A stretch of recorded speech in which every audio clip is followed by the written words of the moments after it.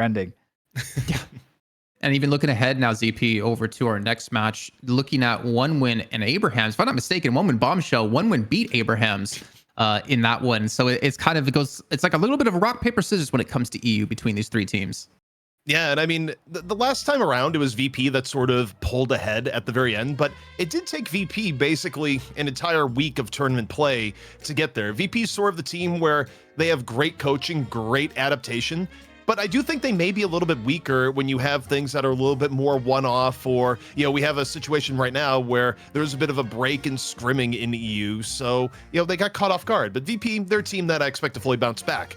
That being said, from behind the scenes, the hype around Abraham still remains strong. It was really strong going into the one-win Bombshell, where they did end up losing in the end, but I mean, it's a team that has been on the rise overall, that, you know, made key adjustments, added players like Hoot, and in general has been, you know, sort of the rising star of the EU Deadlock scene.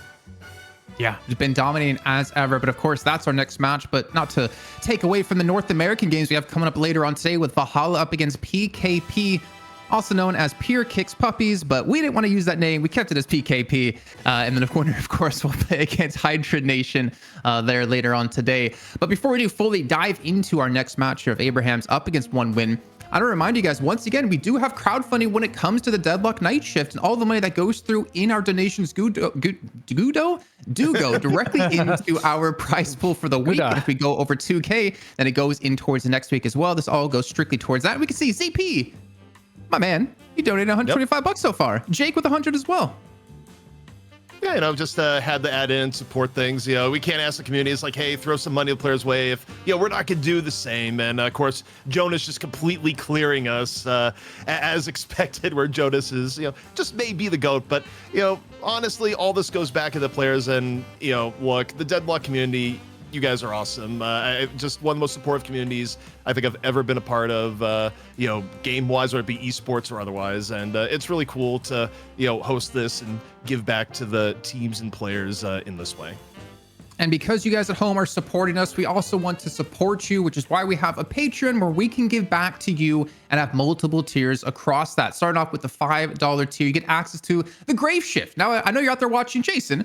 What's the Grave Shift? Well, what it is, every week after our broadcast, we're going to head over to Discord, where we're going to have a little bit of a post-show chat with you guys. We'll have some talent from the show. We'll have a special guest every week. This week, it'll be AVG, and you get to sit there, listen to us chat about Deadlock, chat about live, talk about how Mitch finds these shirts, or talk about my beautiful stash. Anything and everything goes, and of course you get to ask questions as well, but of course this only goes towards those $5 Patreon pledgers, or eventually our Twitch subs when we get that sorted, and of course our YouTube monetization as well, or the YouTube members as well.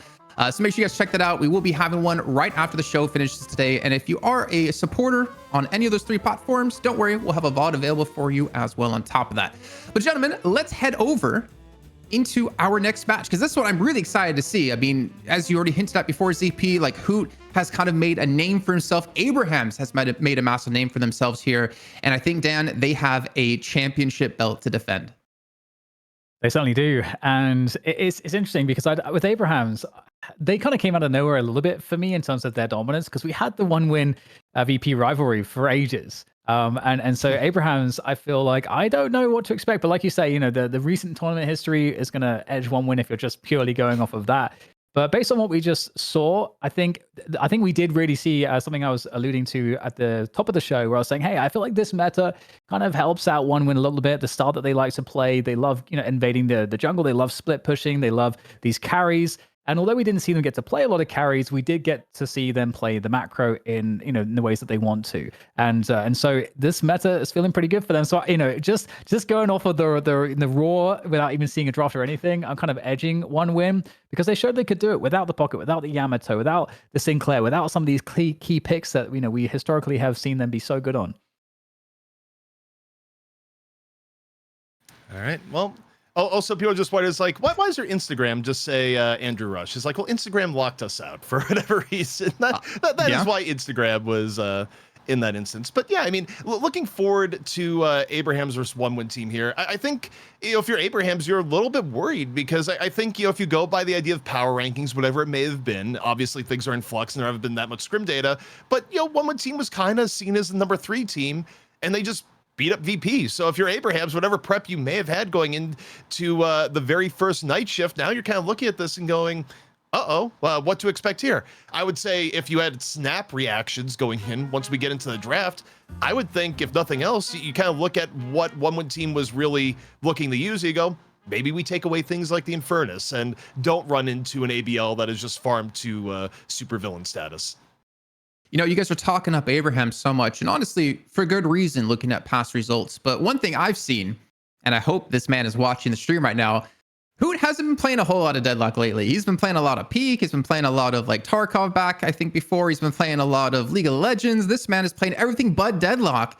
But I have seen him streaming all day today, and he better get his butt in line because he's got a lot to play for here as they're looking to defend themselves once again. But we're talking about Abrahams. Why don't we take a look here at the roster as well? If you guys might be unfamiliar with who is on this team, but we have mentioned a couple of them here or here and there.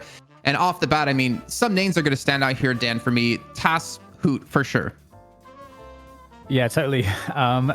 For me, it's going to be together. I mean, again, we get to the situation at this point where everybody is a class act, but Taz, we see the paradox there. I actually feel like, Taz has been such a reliable quantity on the paradox in the past that with that buff, that 10% extra gun damage, I'm actually really excited to see a performance here because paradox is not necessarily what it once was, where it's always getting insta vetoed. So you should be able to get a hold of it. So that's like my one player to follow here, but I'm sure ZP, you probably have, something you could say about pretty much everybody else.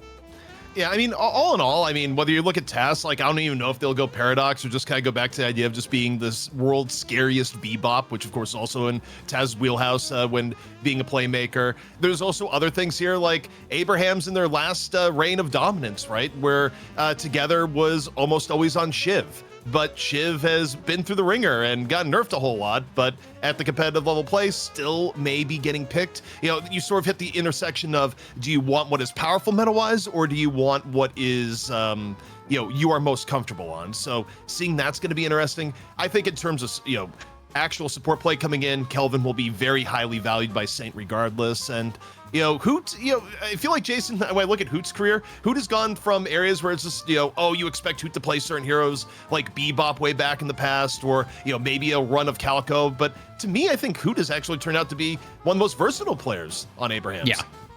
Yeah, he 100%. I mean, if I'm not mistaken, I remember seeing about a month back, there was a vote done between all the pro players in EU of who the best player in EU is. And it was Hoot, according to them.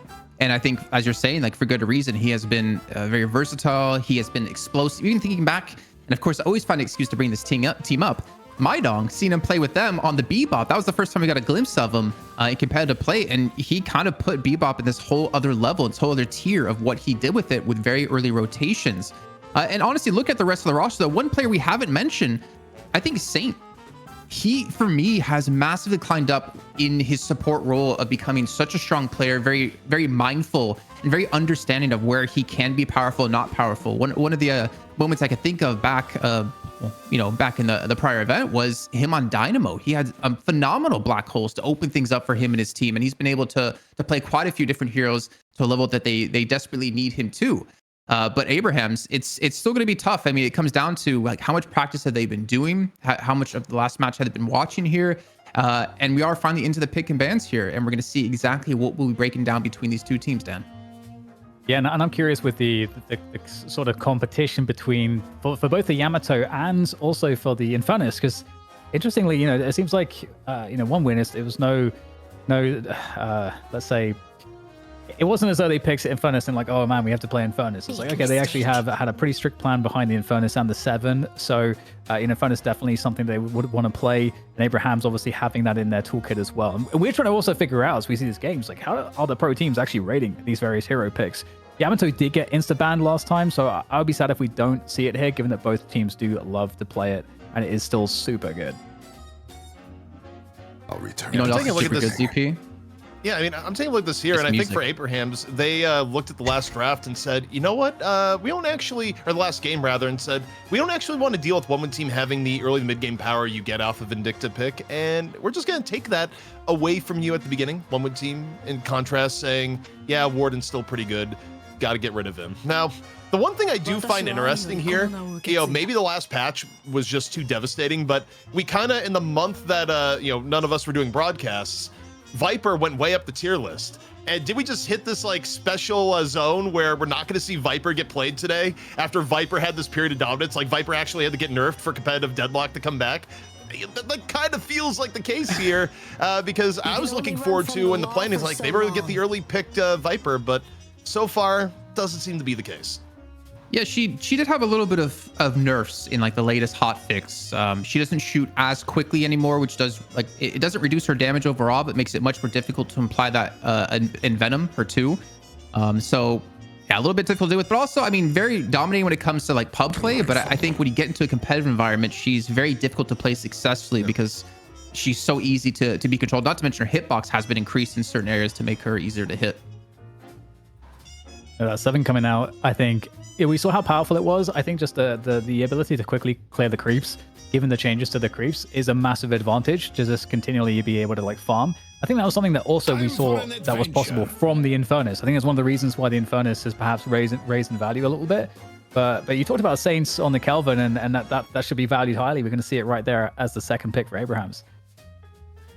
Yeah, fantastic Kelvin player, in my opinion. And again, ZP, one of those heroes that has super high mobility to get around that map when needed.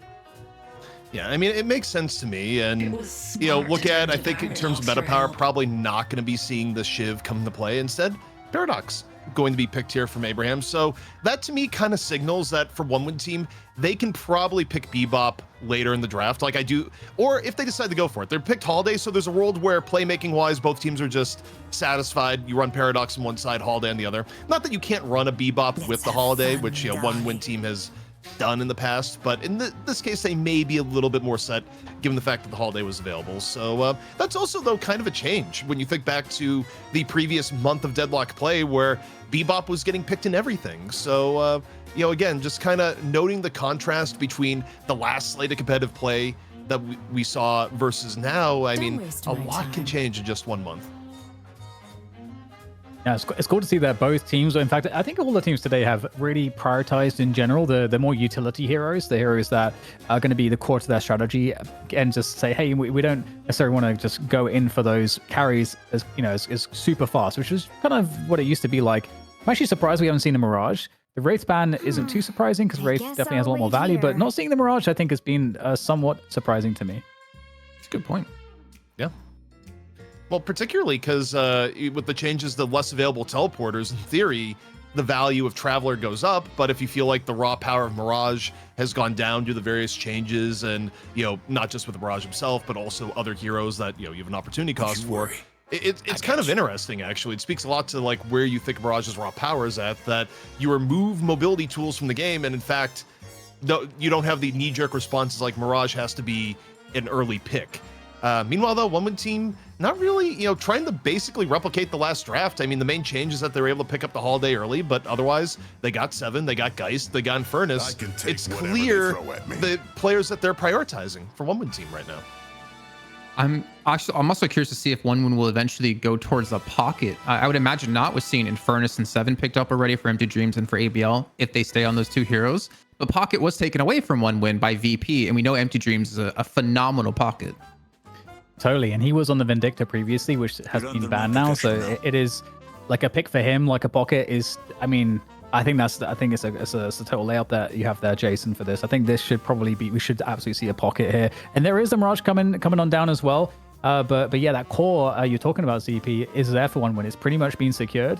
And so I feel like there's a lot of flexibility they can go with now from this point forwards, but the Pocket does seem like no more hiding. It's got to come in. There we go. All right. Yep, Pocket comes into play, and based on this, doesn't seem like it's going to be a Bebop game from what we know here. I mean, still something you could do here, but look at one win team and what they would add here. We'll see. It's still a little bit wide open. For Abrahams, on the other hand, I'm just trying to think. What do you want to end up here? The front line is super solid. They have playmaking ability, and okay, they're gonna go with the Mo here for one win. So they added a little bit to the front line and a little bit more where one win team is using the Mo just for pickoffs and more early the mid game presence. It goes, I mean, it goes exactly into what they were doing before, right? Having the Vindicta, the Mo, and the Bebop together, you create those pick opportunities. Now you have the Mo and the Holiday to work together, not to mention a 7 stun to follow up with. So they have that like front line moving around, going for those ganks core. You have this the safety of Infernus and Pocket to split push if you need to. You have 7 to farm up the jungle. One would have a pretty damn solid composition so far from what we just seen in that first match alone. But Abraham's coming in with the haze. Yeah, and they actually tipped off a little bit that. We didn't get it on the production end in time, but, you know, asking for signature heroes, Jamside wanted to swap off. No longer the Infernus, more onto the Haze. And, I mean, you think about Jamside's hero pool overall, yeah, this kind of makes sense, right? Where it's not the deepest of hero pools, but generally is focused on, you know, carries that, you know, take a long time to farm up. And, you know, Jamside won't necessarily play the most active Haze historically, but you can be sure that by the end of the game, Jamside is going to be pretty wildly ahead in soul count.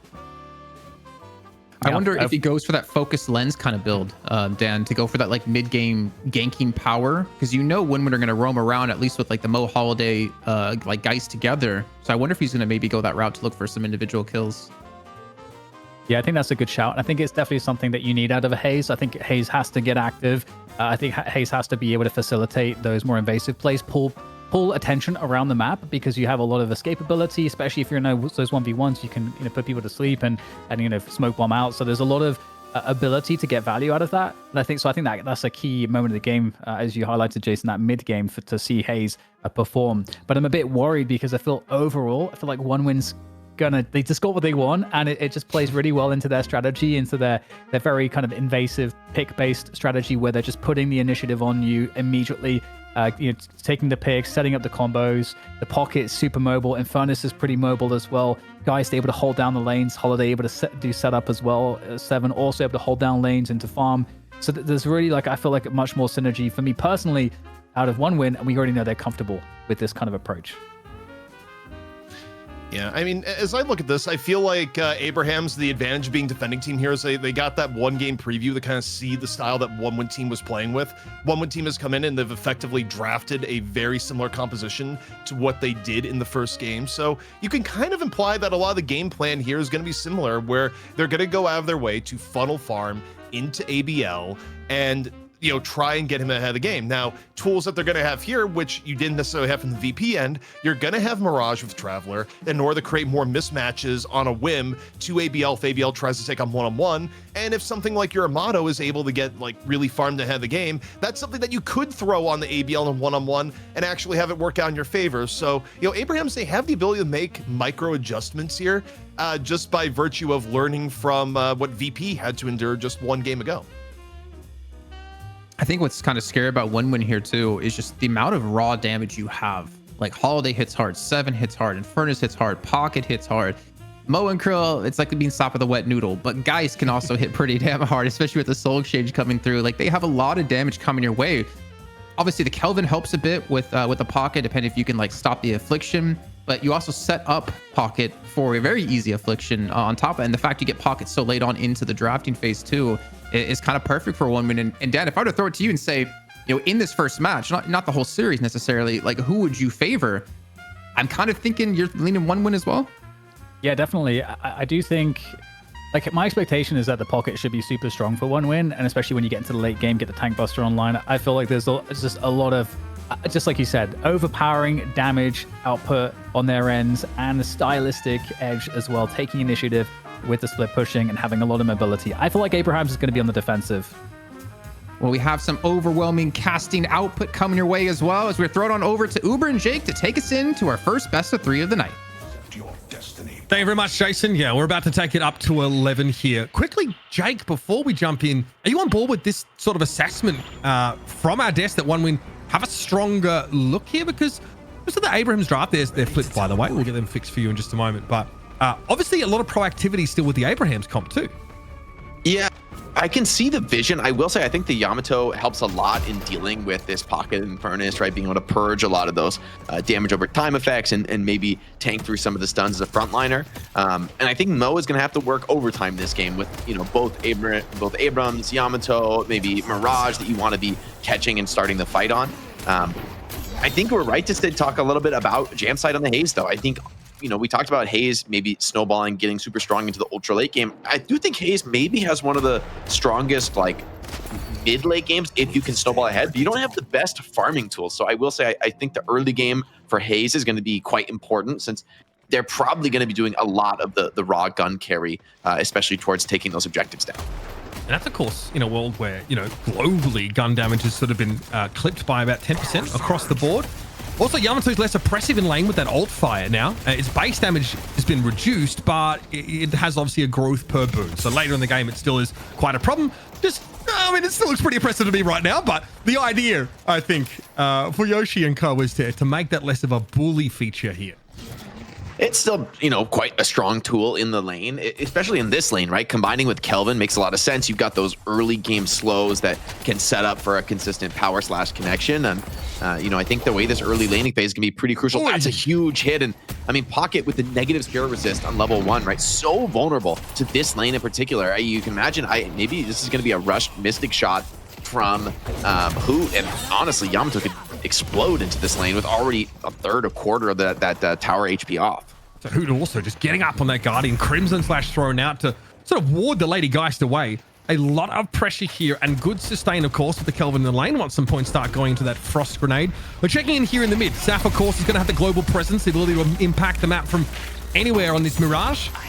So it's a brief stun here, but sleep on the flammable now. Jamsai can pump a little bit of extra damage to this Mo and Krill, and gotta be careful. Oh, flammable caught out. Jamsai insisting on the chase down. Well, Perry on the Abrams too. So nice damage trade on the Abrams, which is pretty important for ABL to keep this lane at least fightable for him. But Jamside, that's the dream, right? Opening kills, Hayes off to a hot start. This is kind of one of your stronger moments, is that very beginning of the laning stage, especially against someone like Mo Crew, who just can't quite drop those fixation stacks. I think this is a really nice lane matchup. Pass here, hit by the carbine, suspended for a time. All thrown in, allowing overseas now just to reposition a little bit. But of course, there's always the threat of that spirit lasso. Once that ultimate is picked up, a lot of gun pressure here, though. Of course, Saf is going to be a constant nuisance. And of course, you've got that paradox as well to operate with. So a lot of poke here in this mid lane for Abrahams, and they're putting a lot of damage down. See those Jin mark stacks starting to add up a little. And detonated there. That the Dreams takes a little chunk, and will be knocking on the door in moments here for Abraham. So in mid and in that left side lane, a lot of pressure being generated. In fact, even on the right with that Haze in the lane, and of course, and that pick off on the Mo and Krill, already one win feel like they're on the back foot. Yeah, they definitely need to survive this early game. But with so many players low, you're not really going to see any rotations come out this early. And, I'm a little worried for them, especially in this Yamato lane, because I think Yamato gets the first ulti here. She's just going to dive and kill Geist for free, and it might not even be that long. Look at this tower is going down here, Mitch. Yeah, monster rounds, high velocity rounds picked up. Very offensive slant here. Power slash looking for Zanya. And they're going to have to hot-foot it on out of there pretty quickly. Taken low. There was a parry involved there. I think Zanya was caught in place. Brutal stuff. And remember, you no longer stun a mantling opponent, I think, when you sort of hit them, but you do inflict a slow. You can still chase them down. It's a little harder, and Abraham's clearly having no issues doing so. And look at the HP on one team. Everybody on 1 HP. The trade's coming in, though. They're diving a little bit too deep. Empty Dream shows up with a Storm Cloud. And that's a very important moment to stabilize a little bit, at least in this mid lane. It's not going to fix your HP problems, but at least you're going to be able to hold the Guardians a little bit longer. Oh, man. Speaking of which, Guardian goes down, and there's going to be a lot of freedom to rotate now. One win. This is, I think, a crucial moment of the game for them. They need to be able to get some decent team fights off. Yeah, they're trying to snowball this now toward that mid Guardian. Abraham's wasting zero time and working these key objectives out of the way. And one win, really have nothing to say about it. The rotation came in from Together, who had Seismic Slam available. Jam side maybe biting off a bit that he could chew here on that right side, but pressure still mounting now that, God, that mid Walker, even having the question asked of it. Frozen Shelter deployed here for Abrahams, giving themselves maybe a pick potential. It'll be Saf tornadoing back away. Looks like Abrahams want to draw the lines of battle right about here. Yeah, I think Abrahams, they've done a lot of the map right now. Probably can back off, get some item buys, get their souls out on the map here. I think that in general, despite a couple kills going against them here, they're going to be pretty happy with how this game is going, especially with Hoot having such a strong opener to the game. Yamato and Hayes, they don't have the best farming utility to actually farm those jungle camps, but if they are ahead, I think they're quite strong at leveraging those souls and turning them into kills, turning them into objectives. Yamato getting ulted by Pocket here, but I mean, she has ulti. She's going to be fine. Yeah, Shadow Transformation, and Zanya going to be cloaking on out of there. It does at least draw that ultimate out, but who was more than happy to throw down and make a real fight of it.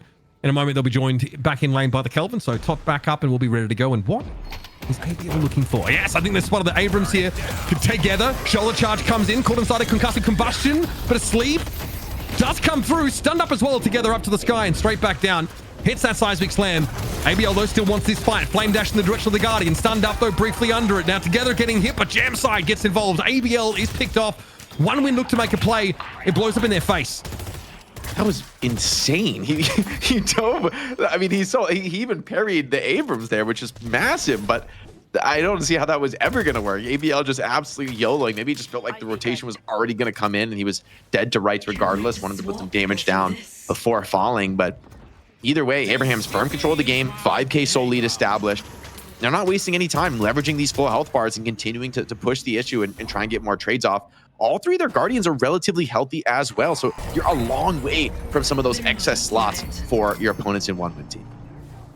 And a pick up in mid here, only going to deepen that level of pressure. There's a rotate coming across here from Zanya. No affliction available. Might just be working the jungle, but definitely threatening a pinch. The rest of one win between mid and right lanes here. Again, trying to bully together. We have seen a lot of war crimes committed against Abraham's players today. It has been tough. Together, the most recent victim, but I'm sure there'll be more. Into the chase down by Zanya. Looking to get in the direction of Taz, but no catch. I do think that the Paradox might still be in deep trouble. Here's Overseas pursuing doggedly. Taz with some mechanics to try and get up to that higher ground, but I think eventually what goes up must come down. There'll be more involvement here from Abrahams. The question if they can turn the fight. It looks like Taz has been able to slip away, but ABL, of course, has that burst of speed that will allow him to catch. Now window for one win. There's a couple of other Abrahams plays lingering around here. You can see Saf taking a couple of hits from Overseas. Looking at pressure, and of course, again, those tier 2 items, the emblems and the battle vests are coming out, so bear in mind, above 65% health, you're getting those bonuses. Yes, the little opportunity here to grab the mid Guardian would be great. Kelvin Dome utilized purely defensively, and that's going to hold the moment for now. Swap can come in here, catch on to Holiday.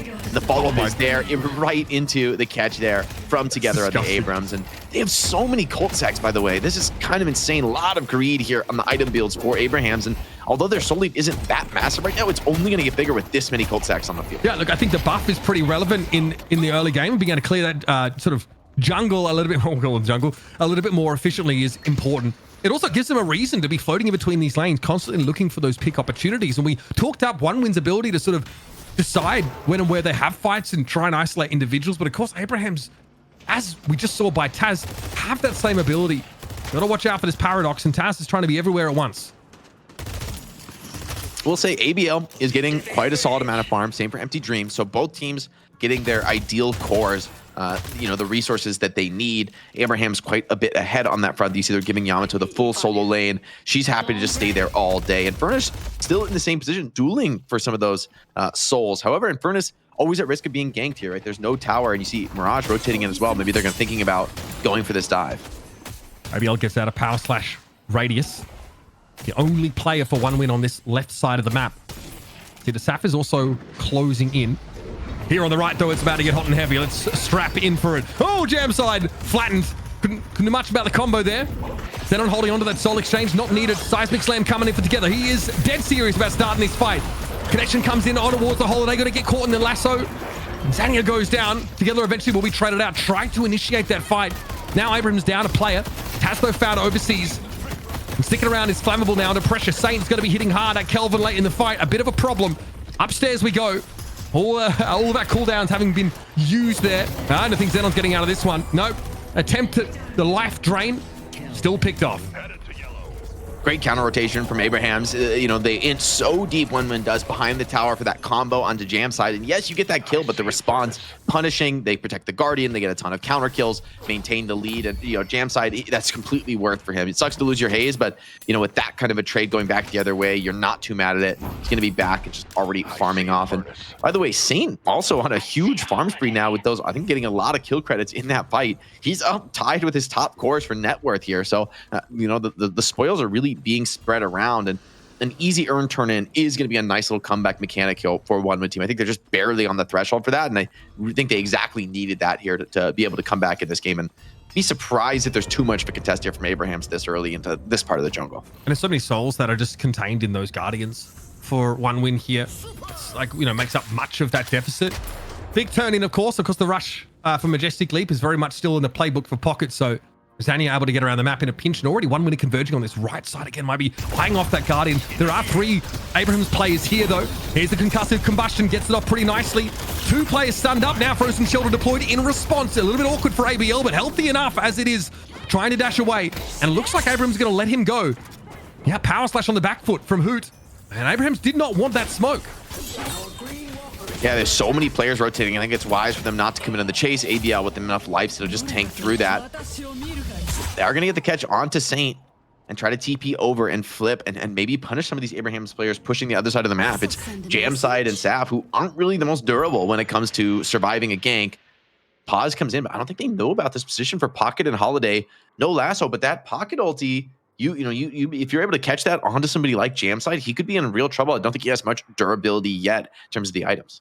This is playing out pretty similarly, actually, to OneWin's last game, where early on, losing a couple of these lane matchups, there is some sort of frenzied rotations. And we mentioned how so much of this soul deficit is, you know, kind of contained within those Guardians. And OneWin have been able to take 2 back of their own and get within 1 or 2K now. Again, eyes of course will be over to this left side of the map. Zania doubling back, just doesn't want to be caught out there if possible. Clear the wave. Now turn around. Yeah, we are pinging out that left side Guardian. OneWin looking to get the bag. And I mean, Abraham's kind of hanging onto their lead pretty much with these cold sacks. Fury Trance is up online now for Hayes, so she's going to be a real problem in these team fights, but doesn't have the ultimate, and so it's mostly going to be a passive defense here. Tower goes down. They're getting a couple of kill trades, which is maybe what they wanted after all here as the rotation comes in for Abrahams. Yeah, perfectly reasonable. Even things up here on terms of Guardian, but straight away together goes for a seismic slam, and ABL's the one that gets called out. Obviously, one of the, you know, most farmed members of OneWin. After the fact, OneWin say, well, we have to be happy enough with this exchange. Still sort of behind in terms of some of these souls. Obviously, bounties matter.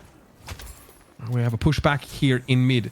So Abraham's had that early lead of all 3 Guardians down, manifesting that into pressure on the walkers or, you know, across the map or in farm. They haven't really been able to do. Cold front pop straight away. What a charge! 2 players connected with. Now eyes over towards Flammable. Here's Jamside, tries to stave off the Mo and Krill. Gonna be tough for them to get away here. And here's yet another seismic slam. Rotate that through. Flammable has that shield expiring now. Abrahams clearly don't feel like they can do too much with it. Another nice shoulder charge on ABL, but you've got to respect the furnace in these more drawn-out engagements. Yeah, everyone's so tanky right here. Everyone's going for these very survivable builds. So far, no one's really able to get kills on one another. Pressure coming in on the Walker here with the help of Yamato, who would love to be the victim of a gank, but hold on, the swap is massive. Oh, the swap saves from the lasso. Who gets his ultimate off? He's so incredibly low. He can't really take much damage here. And ultimately, it's going to be Overseas coming away with the kill. Well played. Hoot just got a little bit too low into that lasso to survive in the ulti. Yeah, Shadow Transformation just not doing nearly enough to keep them in the fight. Taz v Zenon, dangerous fight here for the Paradox to take. If you get hit when you're on a rope, you get slowed over a 4-second duration, so got to be careful. Taz is still able to slip away in time. Of course, mid-boss is up. Buffs, though, a minute away. Another thing for these 2 teams to fight for. Keep your eyes on those health bars of those walkers, as we might see a power play here off a fight around mid-boss into some of those key objectives. PBL happy to be grabbing a few boons here, getting online. Does have that max dash, maybe looking to get toward the rapid recharge here. And Furnace also, I think this dash and Furnace build, one of the reasons people have been going this direction is it's so good at farming some of these hard camps much earlier than most other characters can. And Seven and Furnace really are some of the best at this stage in the game at clearing one of those camps in just 1 cooldown cycle. Yeah, Spirit Shredder Bullet's already picked up for ABL. Obviously, that builds into Spirit Rend, which is pretty insane for everyone getting Spirit Lifesteal against the players that are hit by the Shred. So very dangerous to be afflicted by. We'll see a bit of a spread over the map now. A lull briefly, believe it or not, as some of those neutral camps are going to be cleared out. You'll notice that the Holiday of Overseas is looking for something here in this right side jungle. You could come and try and catch this, guys, but it's sort of one of the scarier characters to initiate on. She's relatively tanky. She's got that life leech, and the swap, of course, is the real problem with that debuff remover. Hard to burst her quickly enough to go on that. So Abraham's just going to maybe pick up this urn, push a wave out, and try to force towards the opposite side of the map. Jam side looks like he's the one under pressure, maybe getting ganked in that left side lane. 3 1-win players surrounding him. Yeah. And Jam side just too aware of it, man. He knows that game's coming in. Nice read on the map, just absolutely aware of the threat coming in. Yeah, nice slick dagger there. Saf as well, obviously mindful, given what their Haze player just had to do in order to escape capture. So we will see Abraham's being able to group up, but it's 1-win. They are the swarm across the map. They are looking for opportunities here. And I'm seeing some defensive pings by our Abraham's team over towards that mid walker. They definitely have a sense that it's going to be collapsed on. And on the right, we have a straight 2 versus 2. There's the paradoxical swap into a storm cloud straight away. Damage not really given enough time to ramp up. And Empty Dreams is picked off in the sky. That's the 7 off the map. Successful defense now. Frozen Shelter here. We are in the mid lane now, fighting around this walker. And a concussive combustion will interrupt Saint. That Infernus is looking very scary, but finally ABL getting chunked on down. And when push comes to shove, Abrahams are winning these fights out. Great sustain from State in the middle of that fight. Frozen Shelter also making it pretty tricky to ABL to choose his intended target. I will say, man, ABL is insanely tanky there, like surviving under the enemy walker for quite a while being hit by many players. I mean, that's sort of a sign of things to come for this Infernus if he gets toward that late game like our panel were talking about. You know, this time Abrahams have enough resource to shut him down, but I can envision that going differently. You got, you know, Infuser online, a couple of these key late game items for Infernus, and he could be a problem fighting amongst these grouped up enemies. Spicy gun items here for Taz. Headhunter picked up at tier 3. Curious to see. And also like more of a spirit-oriented build for overseas, you'll notice. Less sort of utility obsessed. If you're sort of hearkened from a time in Deadlock where it was all about rescue beam and building as many activated items as possible, we sort of moved away from that. A little more towards a selfish build on some of those initiator type heroes, which is more fun to see. See them have more impact sort of later in these games. Note that mid walker for Abrahams is down to half health, so they got to be aware of that. Definitely starting to see 1-win find some edges, but they are still trailing in souls. The Women team are just trying to rinse and repeat, I think, what made their strategy at this point in the game effective last time, which is playing around this Mo Krill, looking for combo pickoffs, snowballing from there. Lasso attempted on the right side lane. Once again, it's Jam side defending a walker, holding the position down. But yeah, I don't think it's enough. There's just too much resource here. The life drain from Guy's too strong, maxed out, clearing that walker out. Jam side unable to defend it, just has to fall back with his life, get some more farm. Look, at some point, Abrahams have to exercise this sole lead. Otherwise, the game is going to get away from them.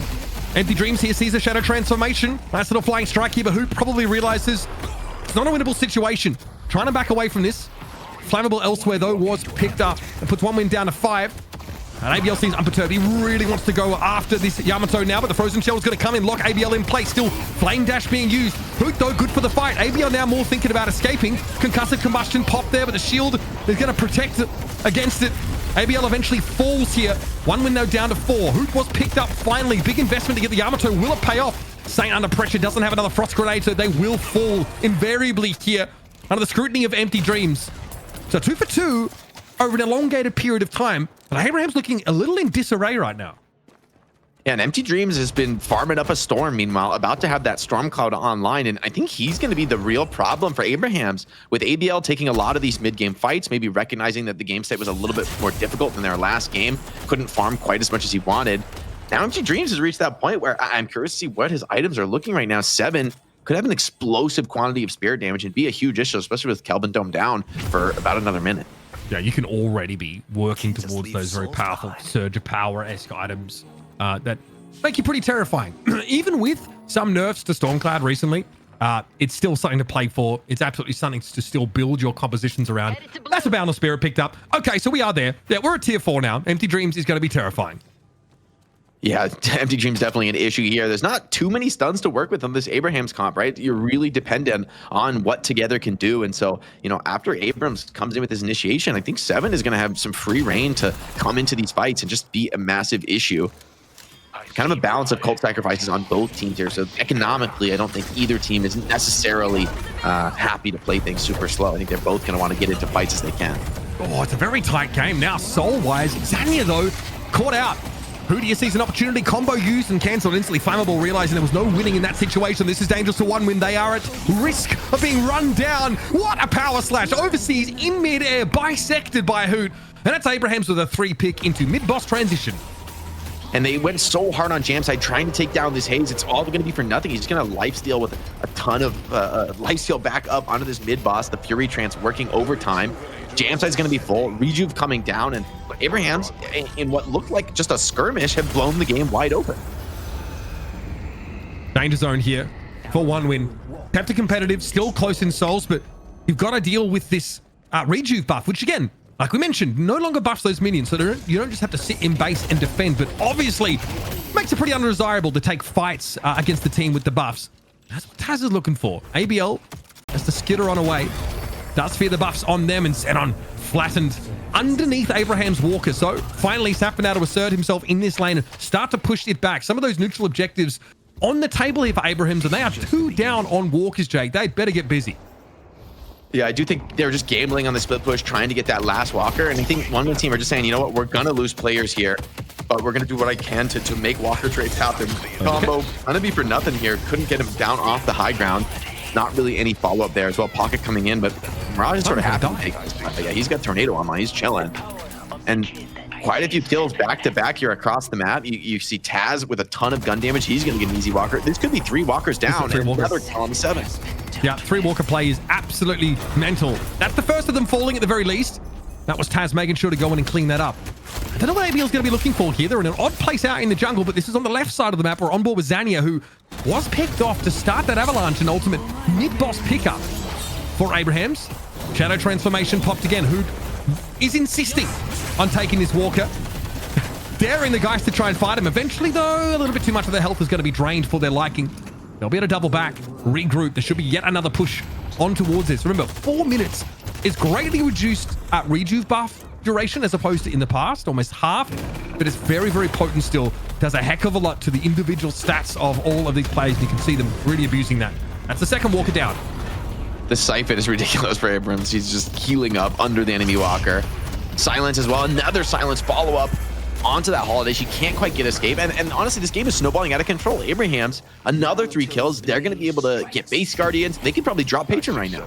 Yeah, they're in a very good position. And the amount of souls that is going to filter their way as a result of this exchange is going to blow that lead wide open as well. You can see together sitting on 7k at the moment and is already terrifying. So 1 win with players already down, having to respawn, and honestly with pretty large time is what a shoulder charge there. That is cute tech from who drops back behind, knocks in and out into the town square.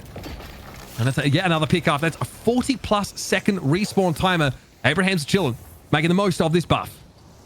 I think they just want to get their souls on the map here, you know, get a couple buys off. You can see if Abrams has 7k, probably all these carries have a lot of major items to come down. Transcendent cooldown, Ricochet, oh my goodness, Miners, Kevlar, Phantom Strike, Ricochet. I mean, this is insane. That's plus 30k souls on the map right there. That's the entire lead for Abrahams coming out, being deployed into items. And they still have about a minute left on the Rejuve. There's time to work with here. And I think they might go for it, even with all the jungle on the map. This is a moment to fight. Okay, Flammable spotted out here. Together, making sure he can get up close and personal. And with the wall up, nothing Flammable can do. Silenced passing through it. And there were 2 ricochets picked off in that last fight. And of course, Phantom Strike means that Together will always get to his intended target, providing that he's in rage. This ability also helps with that. Bam! Straight on ABL, flattened like a pancake. Abrahams here, starting to knock over the base. Quick frozen shelter, get everybody back up to max HP. Shrines dropping like flies out here. You're going for the 7-0, trying to clear, but the knockdown from Paradox takes him out of the sky. Follow-up is beautiful. Hoot is just crashing through them for the moment. And it just feels like you're throwing pebbles right now. Abraham's just unperturbed, going to drop Patron, and they're going to have some time. At least 2 players are going to be down after Patron knock, but Rejuve ending, it's just kind of a tough call. I think Abraham's going to go with the smarter play here to back off, reset, get your HP back up. And I mean, with a 40k soul lead, you shouldn't have any problem closing this game out. But what's the rush, right? It's a best of 3. You can make 1-win teams sweat it out a little bit longer here, which kind of sucks, right? For them mentally to be in the spot of almost certainly having lost, and you're just making them kind of sweat in it. Despite this, the souls on some of the individuals in 1-win does lead to some promise, right? 25k for ABL, 30k for Empty Dreams. The issue is that Overseas and Flammable are obviously a little bit behind in that regard, which is fine. They can sort of, you know, be used to initiate, but with all those ricochets picked up, these carries on Abraham's side of things are pretty terrifying. It's not always desirable to go after a Mirage first in these fights, but Saf is going to be putting a disgusting amount of damage out. That's a pick attempt. Looks like Together was able to slip away. You don't want to make any of those mistakes here. And yes, eyes are being turned towards this last blue Walker remaining, Jake.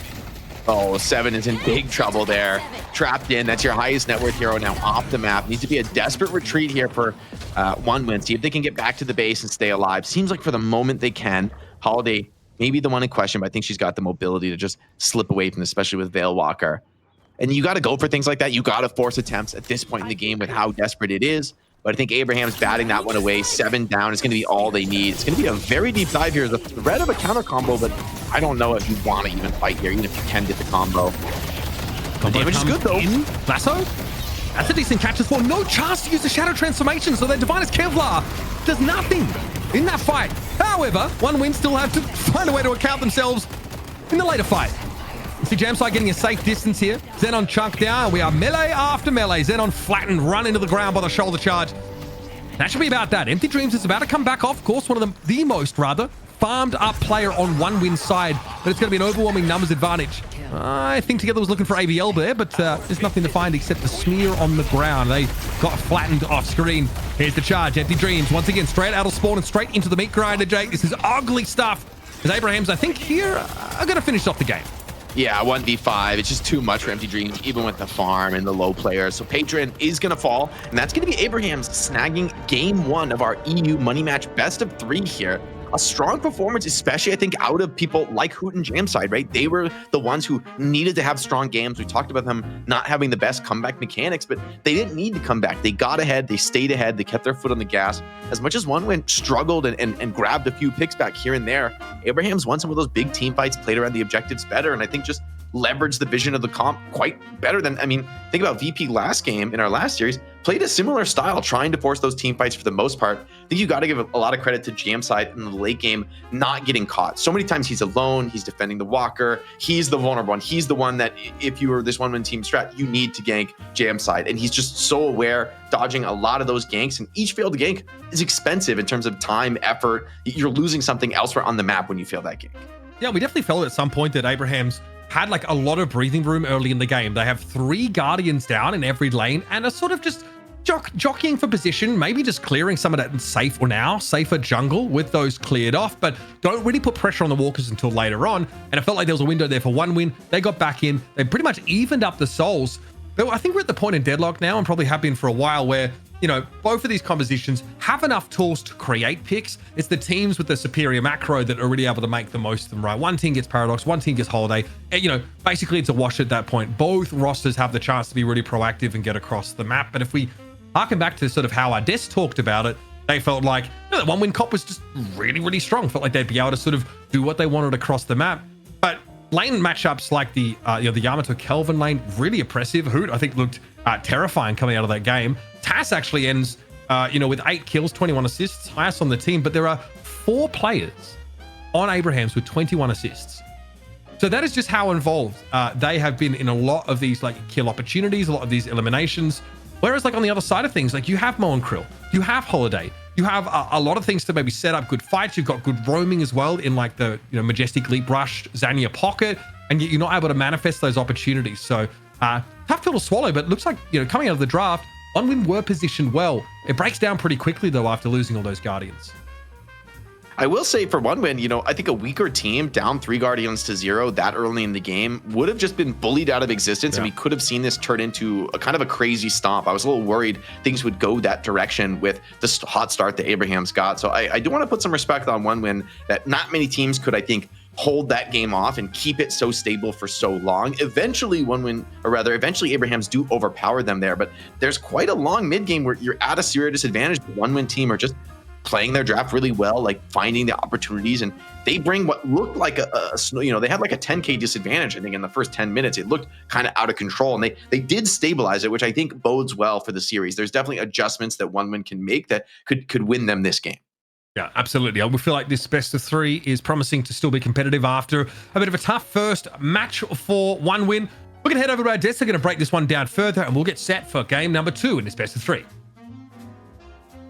Thank you so much, gentlemen. And that was honestly a very interesting match to kind of see the state of Abraham's and see the state of what one win can bring into this series against the best team in EU at the moment.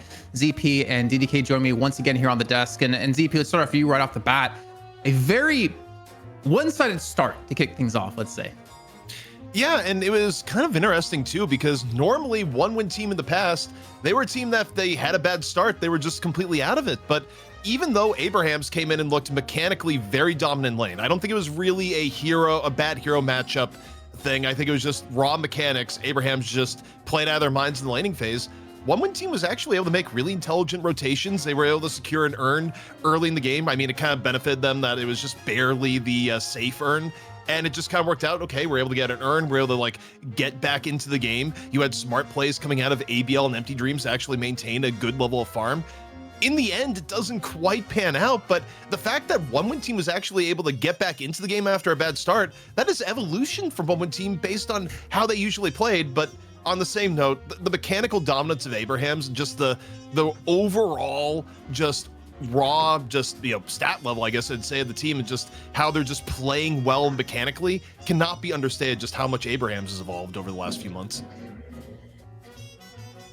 Yeah, I really liked, obviously that early start was really impressive. I think, there's a bunch that goes into that. You mentioned the mechanics and obviously the team play, but some of the picks too were really conducive to that. Yamato's still super oppressive in lane, but I think for me, the standout really goes to Saints on the Kelvin. Yeah. Because not only was Kelvin super powerful in really allowing that kind of lane momentum, in addition to Yamato, to be won there by Abrahams, which gave them all the initiative. Because after you get those first objectives, it's the ball's in your court. You can start ganking the opponent. They've got to react to you.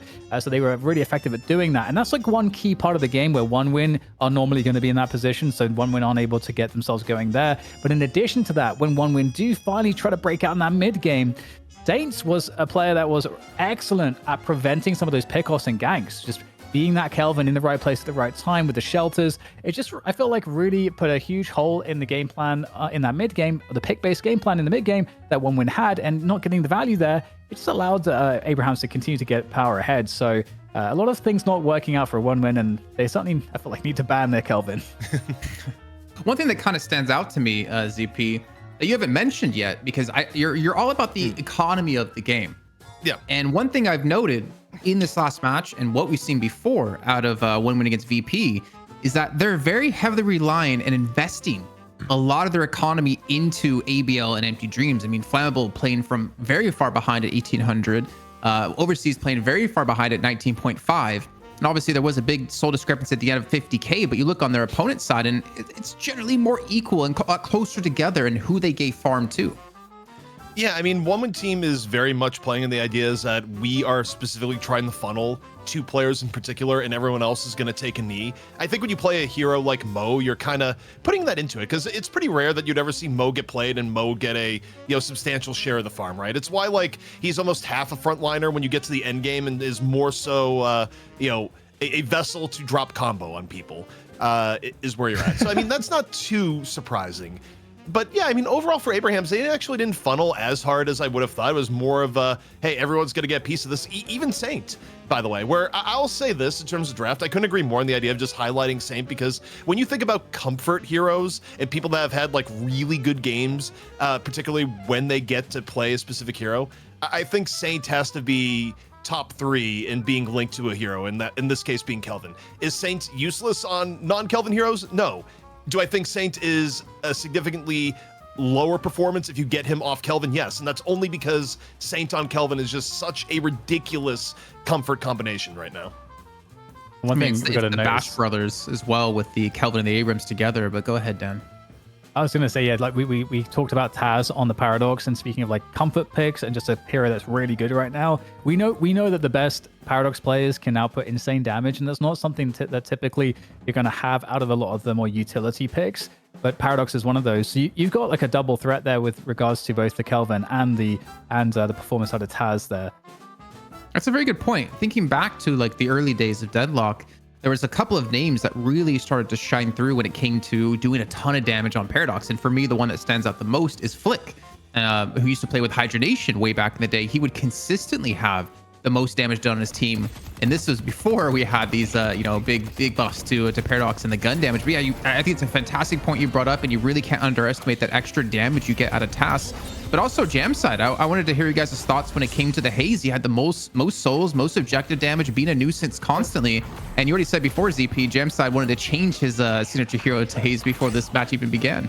Yeah, I mean, Jamside clearly is invested more time into the Haze, broadened his hero pool a little bit, and also was more active, which is one of the concerns I had seeing Jamside go in on the Haze to begin with, is that I think Haze has to be more active than how Jamside has historically played heroes like Infernus, and, you know, Jamside managed that. Was it as ultra active as, you know, say the old school Play With Me Haze was? Maybe not, but also didn't really need to be in this game. Picked good points, and I think Haze still remains a hero that, you know, has a unique niche in the mid game of applying a lot of pressure, and Jamside was able to play it quite well. I mean, you don't beat a team like One Win Team if you're not getting performance out of everyone, and, you know, seeing Jamside's evolution as a player is pretty interesting, because I think there was a period back in time where you'd look at Jamside and be like, all right, he'll, you know, have some impact on the game, you know, 40 minutes from now. Maybe back when he was trying to play Gun McGinnis in the last major tournament, but, you know, even still, this was a pretty good showing for Jamside. And that's a good point for me, Dan, because you can't have those players be stagnant. You can't have Jamside being only known for like 1 or 2 heroes. And we've talked about that be a really detrimental factor to some teams, and why we always talk VP up so highly is that their hero pool, it's great to see that, you know, Jamside in particular has been able to really extend on that.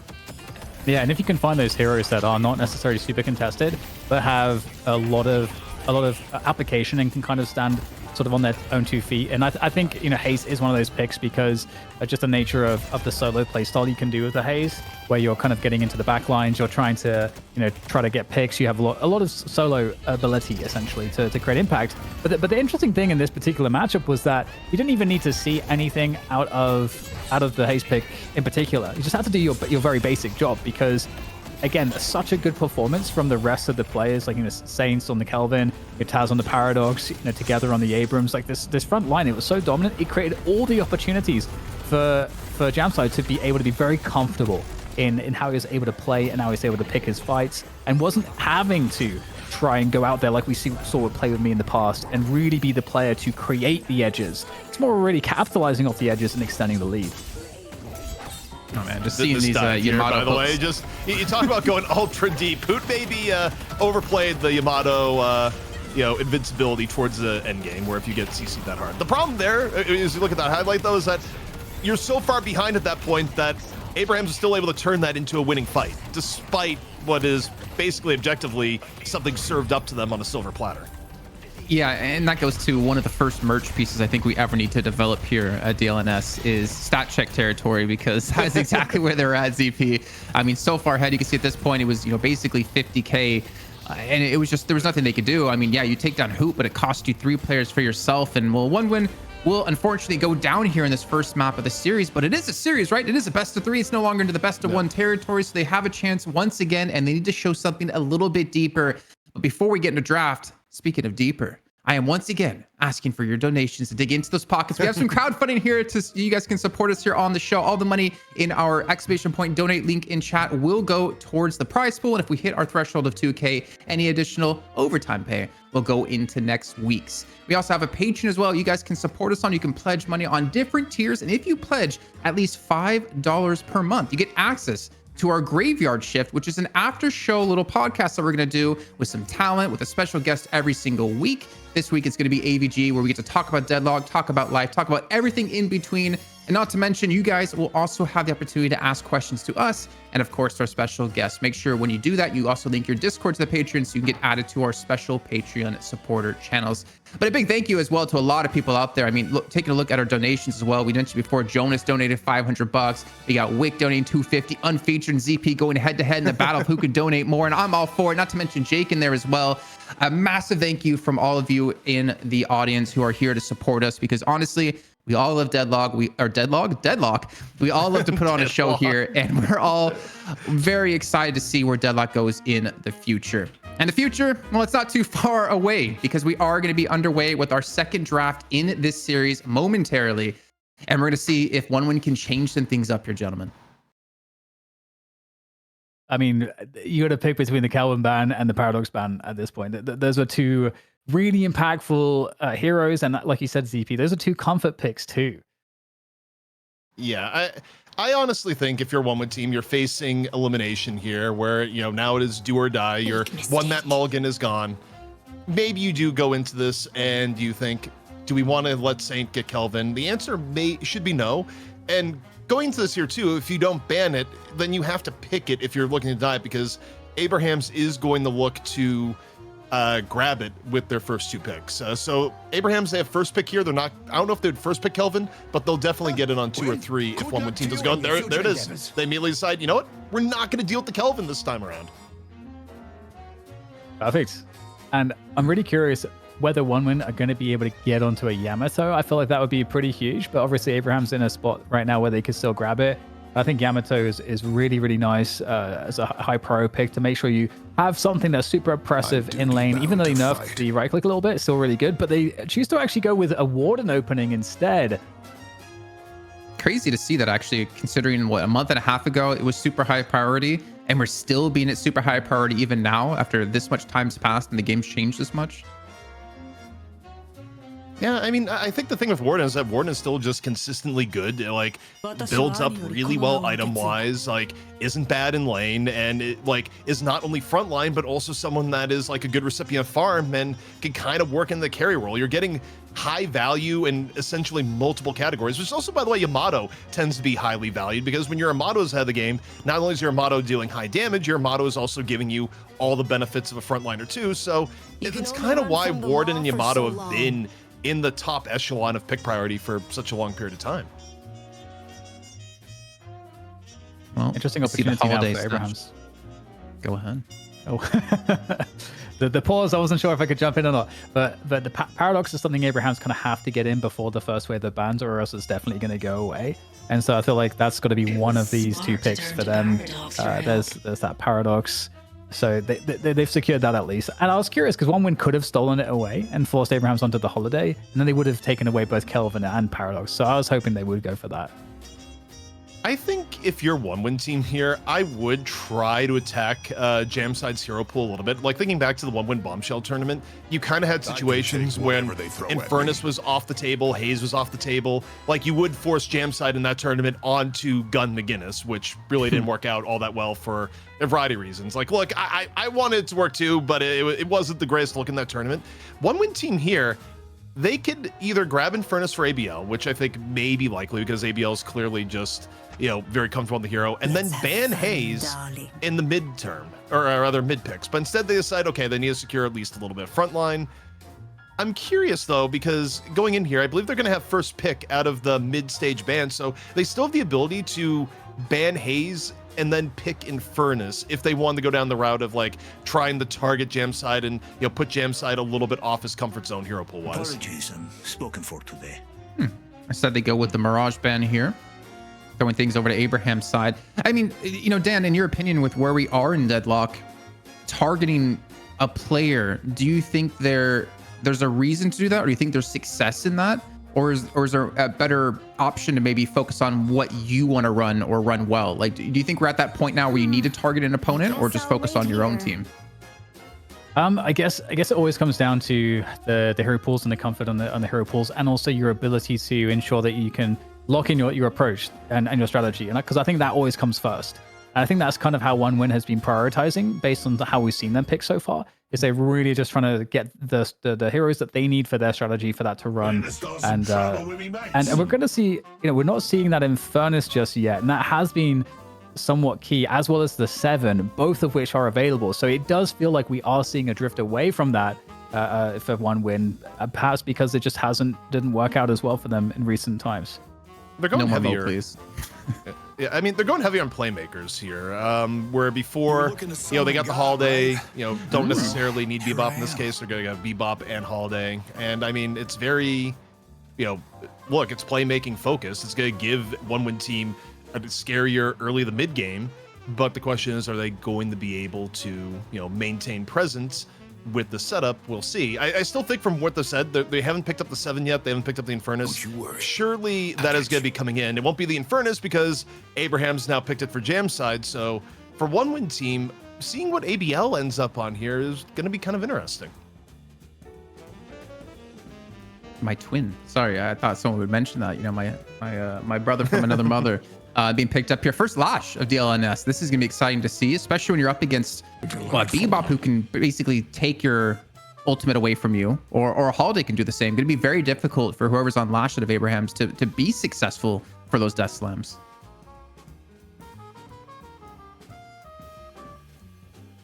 Of course, waiting for the final pick to come on in here for One Win Team, and this is gonna be interesting, Dan, to see what comes out here.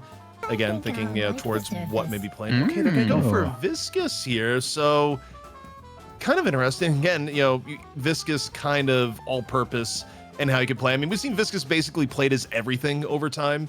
And Deadlock, there's been metas where Viscous has been more hard support, metas where Viscous is more frontline, metas where Viscous is more playmaker. Where Viscous is going to land here is going to be interesting. I would expect more in the playmaker side because One Win Team, I feel like they've kind of built their team very heavily around early the mid game power here, and then getting farm over to Yamato and 7 as necessary. Yeah, I mean the cube as well from Viscous is one of those unique abilities that is just it's guaranteed save, and especially given that Mo and Krill is the finishing move from Abrahams there, having that is going to be super nice. I don't think you can ever scoff at Viscous. Viscous did get some slight buffs as well, so yeah, it's gonna be interesting to see how that plays out because typically we'd probably be seeing One Win get the Mo and Krill in these last couple of spots, but they've also decided to give that up here. What do you like it? Do you like this, Jason? I'm a bit torn on One Win's comp, to be honest. I do worry that you can be too far behind in damage if your 7 or Yamato gets set behind. Now, I know we've seen Empty Dreams have a really good game against VP on 7. We've seen ABL in the past on Yamato, so there's a very good chance that won't really matter too much. But if those two fall behind, I don't think you're going to have the damage you need to be able to deal with Abrahams because they have such a beefy front line, like a Warden, an Abrams, a Lasha, Mo, and Krill. Like, that's so much tankiness. Not to mention you have control out of Lasha, Mo, and Krill. You have Abrams who can pull off someone with a charge. You have Warden with the last stand. You also have the pick potential of Paradox. I feel like they have a really well-rounded composition paired in with the fact that they're just so damn beefy. So, I mean, for me, I'm leaning towards Abrahams, and I'm a little bit worried for One Win when it comes to like what I'm seeing here. But ZP, what's your thoughts? I just think it puts a very big slant in the game in terms of early game versus late game, where One Win Team has very defined win conditions here of I think they need to get to like the 15-minute mark in the game and have probably around like a 10k soul lead at a minimum, ideally more.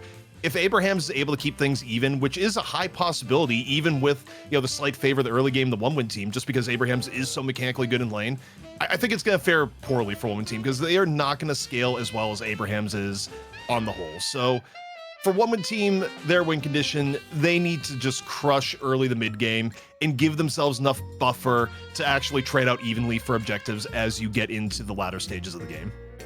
All right, gentlemen, it is time to find out if One Win can take us to our first 3 mapper here in the Deadlock Night Shift, or if Abrahams will close out in 2. Let's head back to our commentators with Uber and Jake once again.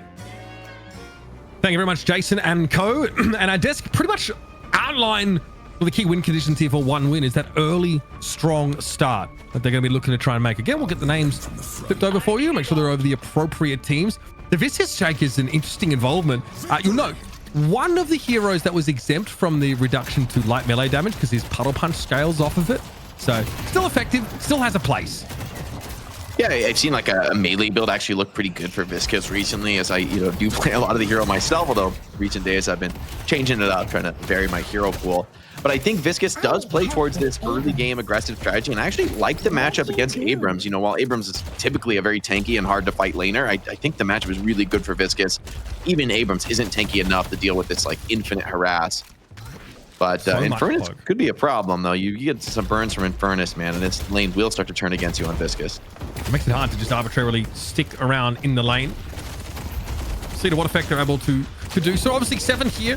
Empty Dreams will take some time to get ramped up. So Jamside is going to be a nuisance. It's going to be a bit of a lane bully, of course, even without those items built. And you can see his movement patterns indicating he tends to agree, wants to come forward whenever possible.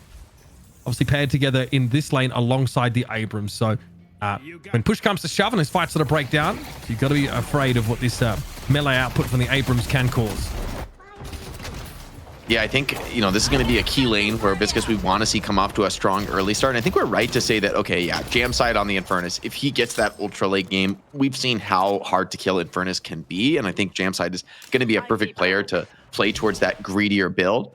But I like that one team have gone all in on something, right? I think rather than just trying to be the jacks of all trades and trying to match everything, based on that last game, laning phase was rough. You went off to a hard start. You barely clawed your way back to almost even in the game, but never could get in control. And I think one team going for the early game pressure strat, maybe it'll be punished, but I like the vision here as a way to turn this series around. Just start off on the right foot here on game 2. Definitely feel like this is where a lot of our attention is. This is in the mid lane. We see Overseas, of course, on this Bebop. And alongside ABL, again, a pretty annoying lane. Last time was the Yamato alongside the Kelvin. Now, of course, Bebop looking just as lethal. ABL hoping to get some power slash damage there, but good trades back, at least from this Paradox-based lane on the Abraham side of things. Always, those right clicks getting mixed in. Power slash to follow up. This time, Saint was able to get clear. Yamato doing what she can, get some of that pressure down. Hook comes in. No, should be just fine, burrowing out of there, but it's a little bit of harass you get to put on this guy, and hopefully you can get into that point where he's low enough where he can't quite get to the creeps or the heroes to scorn them. So Mo, this pressure at this phase and halfway through the health bar is pretty important. The kickback from the carbine here, or the primary fire rather, for Paradox is more reasonable now. Notice there's less of an upward, movement with your camera. The quality of life increased Paradox, and they're still doing what they do best. Monster rounds here alongside the restorative shots. So of course, some consideration towards that sustain in the lane. Off to the side, Saint getting chucked down a fair bit here. So a lot of harass. These windows, though, opened up with the kinetic carbine and the potential follow-up damage is where Abrahams are looking to try and get themselves back into the lane, but Tass is nothing to shoot at. Hold on. Harassment coming in from ABL. I like that, putting these bombs on Yamato. She can kind of be a heat-seeking missile with that grapple shot. But seems like the lane's very even for now. Let's see if we can check in over here. Lash putting a pretty huge amount of harass in. Wants to play off these cooldowns. Has built all damage, as is pretty customary for Lash in lane, but could be in a bit of trouble. Yeah, even with good sustain in lane, I don't know if he can deal with this level of concentrated pressure. Nice connection with the barrel explosion there from Flammable. Classy little pick off. There it is. First blood finally drawn. This is on that right side of the lane. Pretty annoying lane to deal with between like the alchemical flask spam and the flog for the sustain for Lash. It's can be pretty oppressive. So one would have done well to extricate themselves from that lockdown. And the lasso's online, so there's an opportunity here for Flammable to continue to push the tempo once this healing right finishes up, doing a nice little rooftop box run here. Quite a lot of souls to be had in this spot. Geist is going to hold the lane for the moment. And Sav is back at full HP, though. Once this Lash ult comes online, could also be a bit of a problem. And a miss hook may be doomed for Bebop, who's in a lot of trouble. Yeah, it's a struggle also. You'll notice the Yamato from ABL seen better days. So all of a sudden it's becoming a bit more of an oppressive situation for 1 minute in this lane.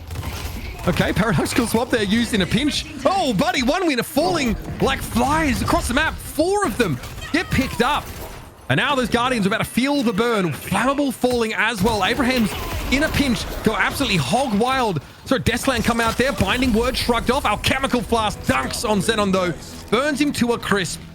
And all of a sudden, Abrahams just decide they are sick of this parody. The 4K soul lead and a devastating advantage early. It's such an even game, and then it just explodes all across the map. Every single player on Abrahams getting involved, finding kills. And that's sort of the dream, too, because you're not stacking too many souls on any one player. You're just across the board strong. And now you're in real trouble for one-win team, right? You went for this early game draft. You went for a stronger laning presence. And that one moment of across the map domination means all of your lanes are now in question. Yeah, that Warden as well. Quicksilver reload and the Mystic Burst. So honestly, started to turn into a bit of a terror in that lane. Hyper Beam here for Overseas. Will be swapped into range of the Guardian, taking a large amount of damage. Carbine also fired off and connects Overseas. Stopped in his tracks. And won't be able to get away from that one. Nice little setup there already. Taz exerting some pressure across the map, but in comes ABL looking to finish the kill, and the power slash gets him there. And that'll be enough for him. Yeah, bomb from Overseas attached to ABL, so beyond the grave, he gets a little bit of assist damage in there. Pretty nice stuff, able to turn that around and make something. I mean, in the end, the lead is not insurmountable here for one-win team, but they're still under a lot of pressure and heavy investments in early damage items for Abrahams. A lot of spirit nuking. This could turn from bad to worse here. Flammable just has to full back. Yeah, healing right, popped. So still a chance to defend. And Xenon is in the lane, of course, with some sustain, but it's a little conditional. It's very cooldown reliant. Saf wants to go over the top here. Also the ground strike hitting much harder from the top of those buildings. Combo, ABL. Had already used the shadow transformation. No chance to make use of it there. Is a trade back, but it's Saint for 3. I think you take that every day of the week. And here come Abrahams now. First Guardian falls right side, and the ground slam for Flammable. He'll be sent packing. Yeah, it looks like he tried to get a cheeky zip grab there to maybe play his way out of that one, but got instantly stunned off the line, and yeah, just dead to rights there. Lee is expanding now. They're starting to be in some serious trouble here for One Win Team. They know it too. They're trying to force things. They're trying to open up some of the Guardians. Viscus just forced to back away from the tower, and Jamside holding this down, just won't give it up, especially with Abrams coming in to help. It's getting low. Mid Guardian now as well, getting absolutely burnt down. There's really not a whole lot can be done. Overseas is forced to look on as this important neutral objective will be claimed. 3 players grouping for Abrahams, an easy enough take because, frankly, Hooters chilling in the right lane. Has that Guardian advantage. Happy to farm up as much as humanly possible. Already 7.8k souls leading the server. I'm trying to give us that sort of endgame Warden fantasy that is often talked about but not always seen. Yeah, I think, you know, this is an interesting game for Warden where we see Warden built in all sorts of different ways, whether I think in competitive games, I've seen more and more people go for a heavier spirit build, sometimes even including the Majestic Leap and really playing around that ultimate in the big team fights. Also see it built for gun. So a lot of different ways to look at this. Roll coming in, but Infernus is just dancing with it. Seems confident, got the burn on Viscus, who may be in real trouble now, cannot get reignited. Oh, just got tapped again, peeked a second too early. Jamside was ready for that one. Could not get away. Together Release is able to take a Guardian off the back of that. So now, One Win. Their walkers are relatively exposed and have not really been able to generate any momentum across the map. Jamside's going to have some fast footwork, and to the rescue comes Together. And they absolutely sandwich the Bebop. Overseas, once again, going the way of the Weary. An 8k, if not more, soul lead being picked up. Now, we saw this last game from Abrahams, and, you know, we had some thoughts about how they transitioned out of this phase. You'll notice they are really getting stuck into the jungle, farming these neutral camps and keeping waves pushed out. And I wonder if it'll take them quite as long to start pressuring those walkers, because this is where One Win were able to show good resilience and good macro to pick up the Guardians for themselves. But looks like the other wants to keep the fight going. Up we go. Seismic slam straight down. Zania flattened. Scary stuff. Puddle pump thrown, punch thrown out, excuse me, just in case there would be any pursuit. And here's Overseas finally getting something on the board for One Win. This Hyper Beam here, hard to answer. Zania did fall. Together those looking healthy, gets a bomb stuck to him, and Overseas is trying to follow up with a little bit of that extra damage. Flammable did go down. Tas fighting through the wall here. Paradoxical swap, silence on Overseas. Trying to get away, but yeah, that combo drags him straight back down to earth. That's yet another pick off here for Abrahams. This is something that I think Abrahams did really well in the last game facing the pickoff threat is when One Win Team bring numbers. It looks good for them. They're getting full value on the Bebop laser. Abrahams with this lead, they're not letting them get away with those pickoffs for free. They're turning them into full team fights. And I love this positioning too from ABL's Yamato. Instantly going to grab all the boxes in lower mid. This is actually quite a lot of farm, deceptively more than you would think, more than most of the camps in the game. And you can clear it, of course, so quickly. So a nice set of boons for Yamato if she can get out without dropping that bag. Definitely the best spot on the map to start to scoop up those boons, but it can be dangerous to contest. Not if you're in the position of Abrahams, though. They are absolutely chilling. Together goes low, but does his job in terms of the initiation. It looks like the aggression on this left lane has been staved off for now. No hook available there for Overseas. Probably no inclination to start a fight. And so now we'll disperse a little bit more. There's an urn turn in behind all of this, only increasing that soul lead further. Call to sacrifice for many players. Obviously kind of heralded Jake with the early pickup of monster rounds by a lot of these guys in lane. So that's something to bear in mind. Both teams investing pretty heavily in those as they run through the jungle. Here comes Saint trying to get forward. Being knocked down by the goo ball, but more than happy to maintain the front line right here. There is backup behind us. Infernus is coming. Hook here on Saint, copping a lot, burrowing down to mitigate a lot of this damage. And God, this guy is so hard to kill. Eventually, though, Abrahams have to do something with this initiation. And there we go. Concussive Combustion comes in, goes for the stun. Connection off Flammable, knocked to the ground. But the walker damage is something to be concerned about. One Win able to jockey back to safety while fighting on that retreat. And Jamside probably wants to dissuade any further aggression. Hit with a flying strike, though, by ABL. Power Slash to follow it up. With the Hyper Beam, should be enough to force Abrahams away. And a lot of players are here for One Win Team. This could go against him. Yeah, he doesn't have that next cooldown available for the Flame Dash. So ultimately just biting off a little bit more than they could chew. Abrams still here to defend this Guardian. Doesn't want to give it up for free. I think that's wise, but support's coming in. Ulti coming in. This could actually turn once again for OneWin team. Together, struggling. Shadow transformation, a factor. ABL goes down. Even with the help of the puddle punch, Daniel wasn't able to get them out of dodge. Overseas still healthy enough. Here comes a death slam, though. Okay, interrupted potentially by the hook connecting midair. Quite the interaction. Did he get uppercut out of it? I don't think he had hook. I don't know. Maybe he... Okay, mate. He has max uppercut and he reset it. No, hook is just now on cooldown, so you might be right there. Yeah, okay. I actually think he missed it or something. I didn't think uppercut would reset it, but let's see. I have to study up my interactions. That is a bit of an esoteric one. He gets pulled into the death slam, but is still able to uppercut as he... Cool. All right. You know what? That's fine. We're going to move on. Tank Buster. Honestly, a sick item to pick up because that now ignores spear resist, which is kind of insane. So great to break through those sort of scary looking front lines like the Viscous, for example. Keep your eyes peeled for that one. It's huge. He's able to get away on Sap there. Escape, continue the farm. And this is also just so much space for Hoot, man. Hoot has really been, he's been playing the map. He's been farming on camp after camp here. Looks like Geist is in a bit of trouble with this farm. Warden chasing. He could be getting dove under tower here. Maybe it's a little bit scary to dive this deep. No. Together reconsiders. That's proper goon squad though, isn't it? Warden and the Abrams walking up on your position. They opt to back away. Discretion the better part of valor, but amidst all this, OneWin still haven't really gotten any real Guardian pressure. Here's the paradoxical swap. Flammable's in trouble. Xania's trying to get involved. Taz constantly getting stunned up here. Viscous, an absolute nuisance. Very disruptive.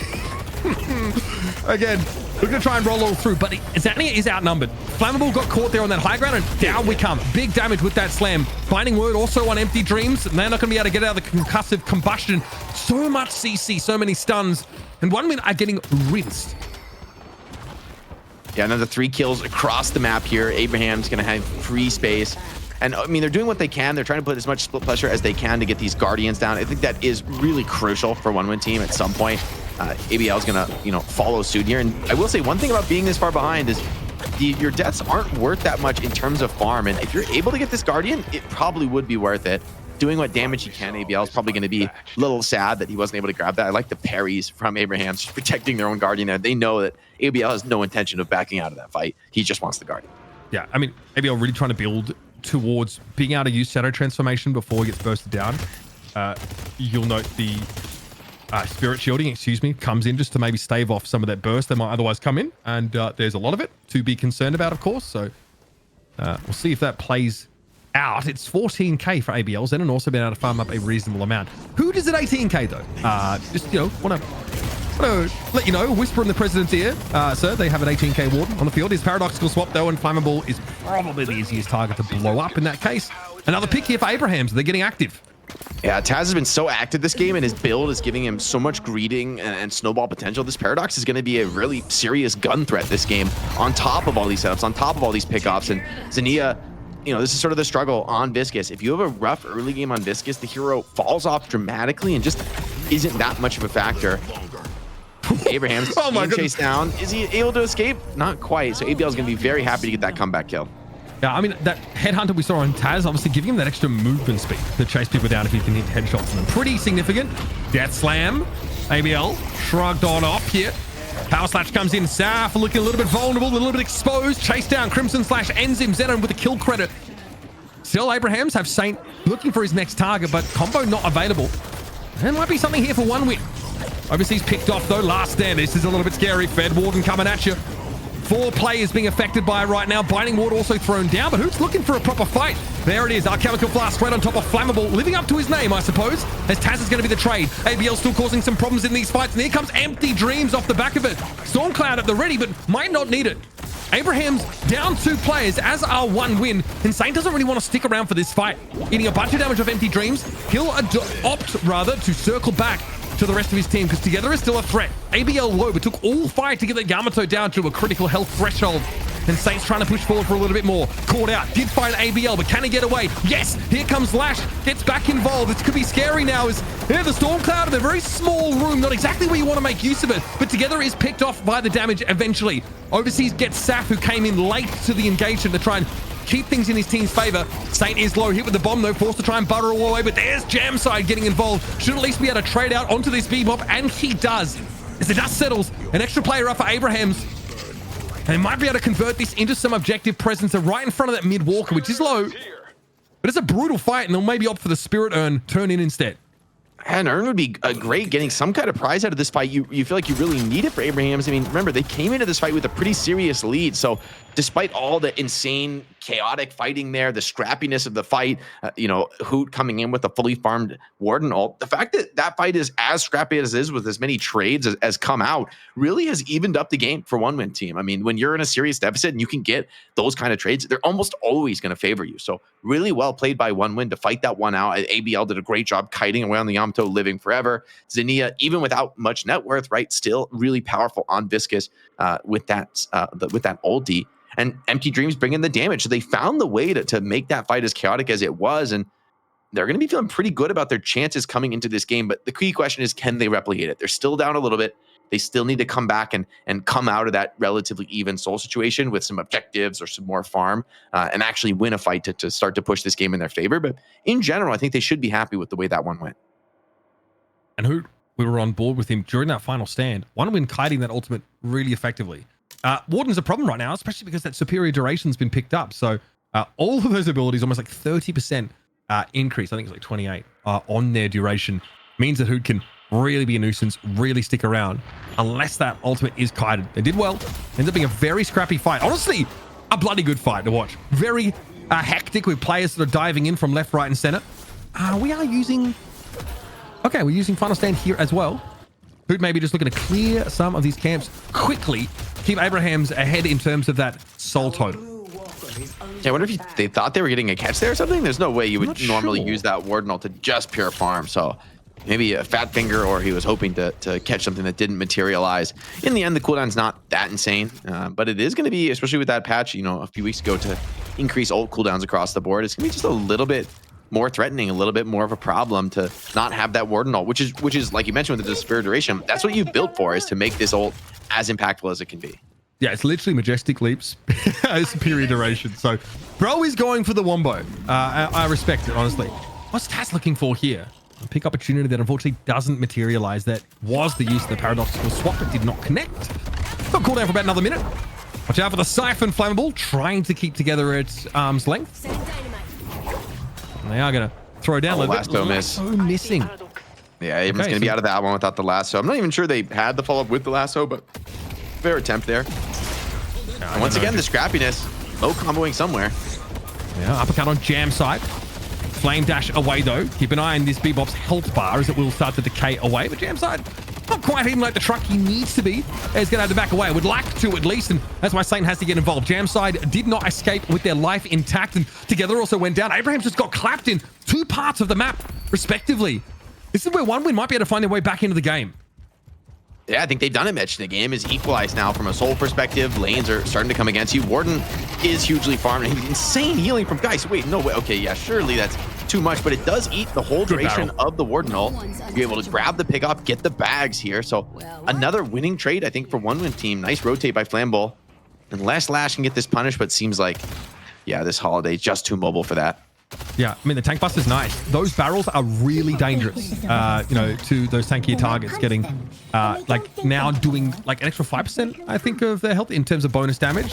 So, obviously, and that's, of course, with, like, a bonus spirit damage on top of that. So, pretty powerful, especially against a lot of these sort of vitality build heroes. I'm glad to see getting picked up because, again, it ignores spirit resist. So, really good in, like, some of these builds, or Holiday going more in that spirit direction now. Can really be quite devastating. So we've seen a couple of those picked up. Saf has one as well. So that is, one player on either side who've specced into that build.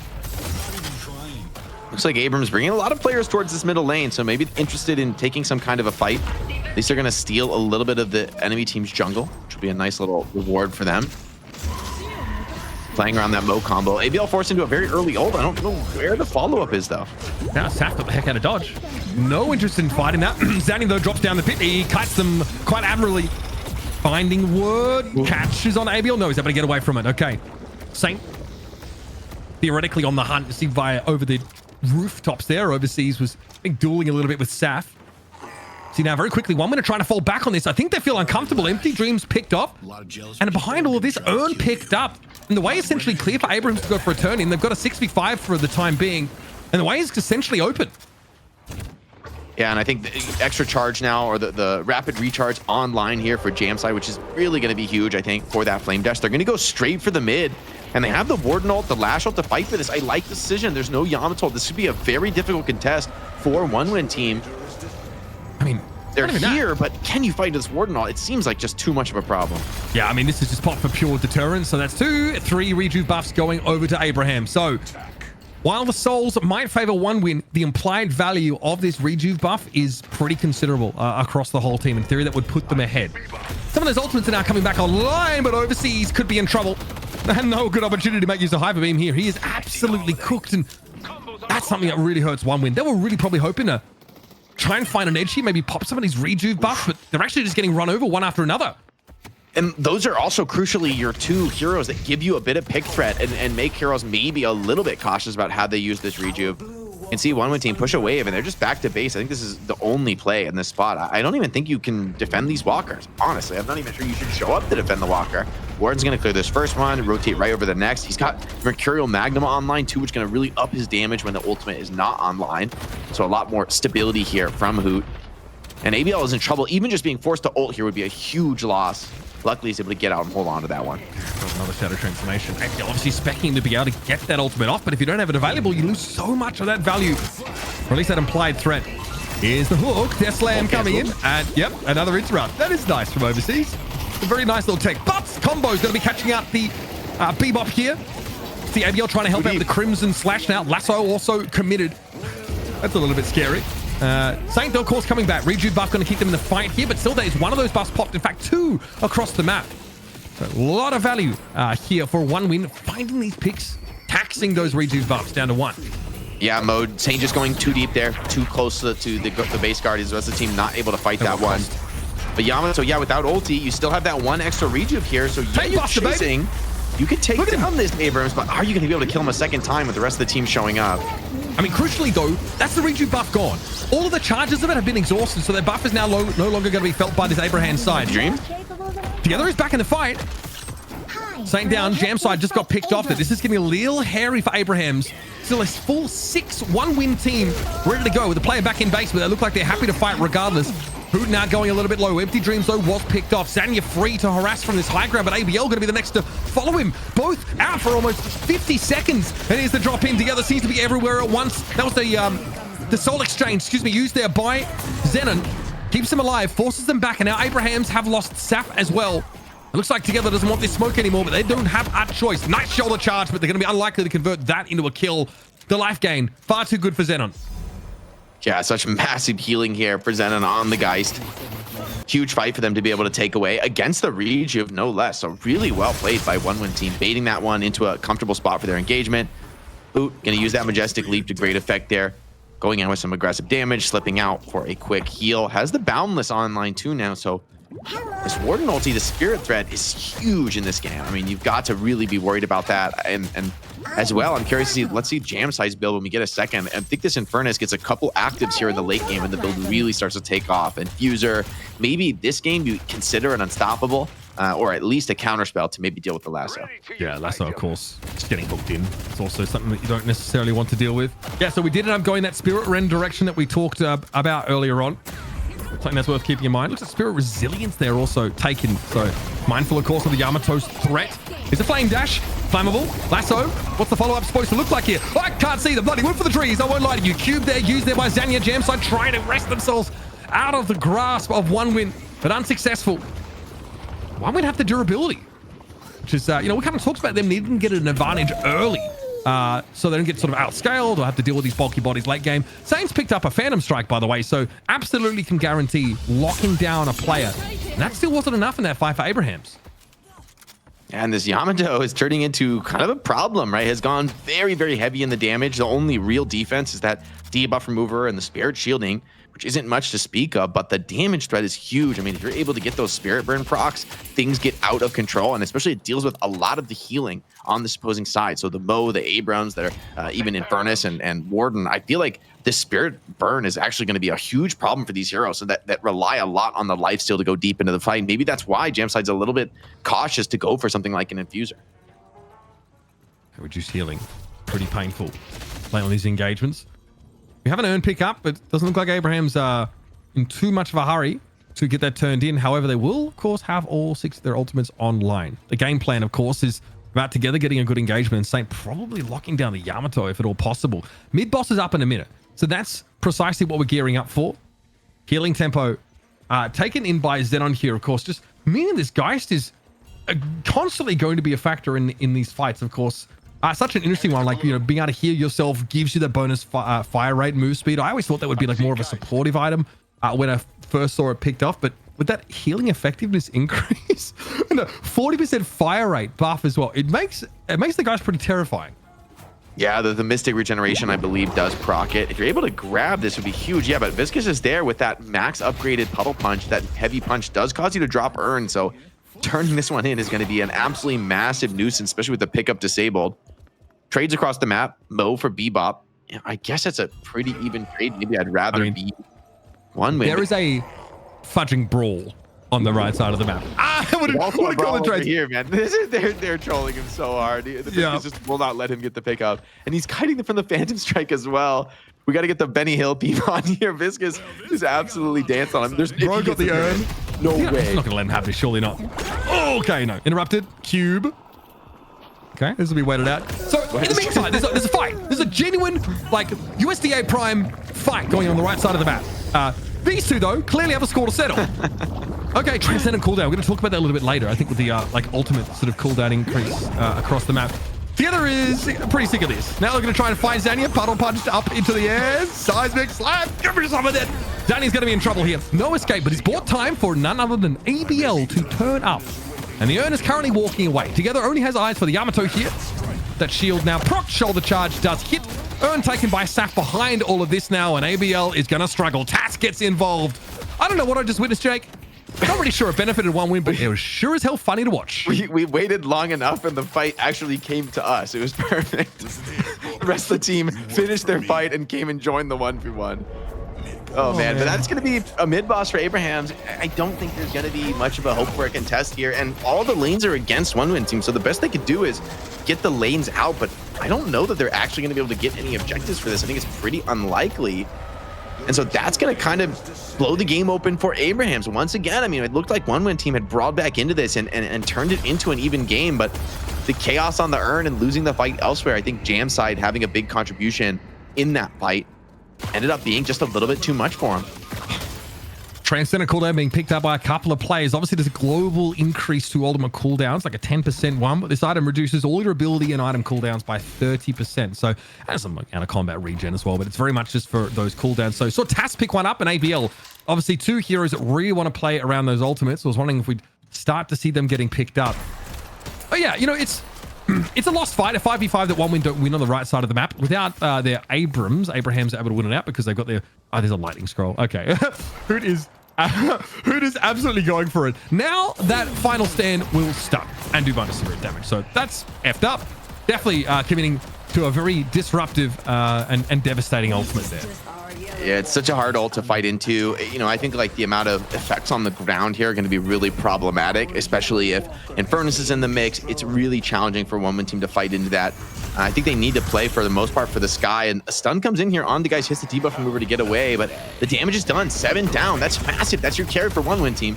Xenon gets swapped out. Of course, soul exchange there. Jamside doesn't seem to care because there's that much spirit lifesteal. He's chilling.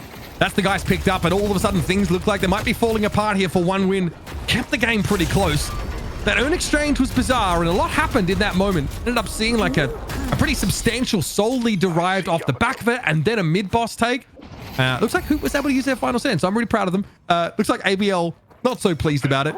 Taken down there by this 42k soul warden. Yeah. Viscus is getting a decent amount of value from this. I think it's basically the best play he could be making on the map. I don't think there's much to be done in terms of the base defense, but you can see shrines are dropping across the map. Viscus just cannot keep up in terms of that amount of base pressure. And we are going to see a patron drop. You'd love to just get a shrine down here as Viscus, maybe get both, but yeah, the defense has come in, and it's Abrams back once again to get revenge on the goo ball. Dania, yeah, desperately trying to get away. Xenon just getting back off spawn here. Okay. More transcendent cooldowns. I think this is game over. 7 ulti is going to slow this down a lot. Maybe it's pretty scary to fight into the 7 ulti, but they're just nuking the patron, man. With the rejuves, this one's done. Abrahams are going to be our inaugural night shift champions here in Europe, going away with the 2-0 victory. Well played from them, but one win team did not make it easy in this match, ZP. No, like ZP. ZP? I saw Abrams, the picture, and I thought ZP is okay. You know popped into my head. Whoa. All right. That's that for later. You is can't see going. Abrams and think it's me. That's all. That is going on your tab. That's all I'm saying. I tell you what, though, genuinely glad we got such a competitive game. Like, there's no blowout early, but once again, same situation. Those early Guardians, Abraham's really pressuring, just winning out in those lanes. I think what impresses me about one win is their ability to sort of scrape back from a deficit. And once they're sort of down in Guardians, when they in theory have far less map control, while Abrahams are starting to transition into like a neutral camp farming phase amidst those jungles, that's when they're able to generate some opportunities. So credit to them, kind of keeping all the balls in the air, not only trying to keep lane pressure and actually start to pull people off the jungle by threatening those Guardians, but also rotating across the map, finding some fights. Obviously, their composition was built to do it. Both teams have really good pick potential, and we didn't spend a lot of time watching Hoot. Slowly, he was in the background, just building up, getting stronger and stronger. You see his investment was always, in that last stand. Thank you, guys. Sorry, chat. And we saw it was pretty devastating when we saw it. Or we were watching an attempted earn turn in for 2.5 minutes, which frankly was kind of the highlight for me. But a lot happened behind that, that really shaped how the game ended.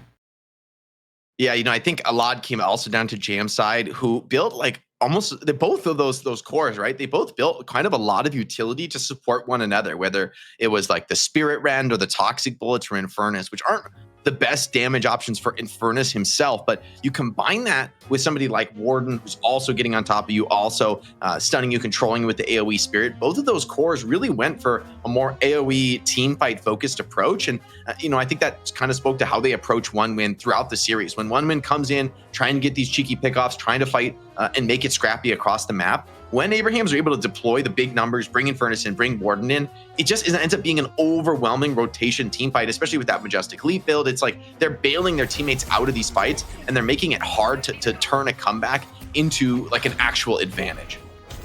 This is like the early stages of the game, right? Where I just see like Together really asserting himself in the lane. Oh, what a parry. That's a nasty one. I like that shoulder charge as well, just as the 7 dropped down in front of him. And obviously, it was a parry involved. Really nasty stuff. Abraham's fighting beautifully in lane. I thought that Flammable, like building obviously in that heavy spirit direction with Tank Buster, saw a couple of situations where like Together we get blown up pretty quickly. Holding someone inside the hyper beam. This was definitely when we started to realize that One Win still had some play in this game, and this was after they'd lost all those Guardians. Still able to fight back and sort of claw back a lot of that soul disparity, and then start the transitioning into defining these Guardians for themselves. But TAS looking incredible. That Headhunter build, obviously Call to Sacrifices across the board. A lot of pick potential, as you would sort of expect from, a world-class Paradox player. And that was a pick, I think, after, let's get mid-boss take or something. Yeah, that was really weird. A lot of nice little, Death Slam interrupts with the uppercut there. I quite enjoyed seeing that from overseas. Again, One Win made it sort of pretty exciting gameplay, I think. There were a lot of these, like, a 1v1 Jake turns into a 2v1, a 2v2, and people just keep piling in one after another. Really, fun to watch these teams not offer any level of respect to each other, especially in moments like this.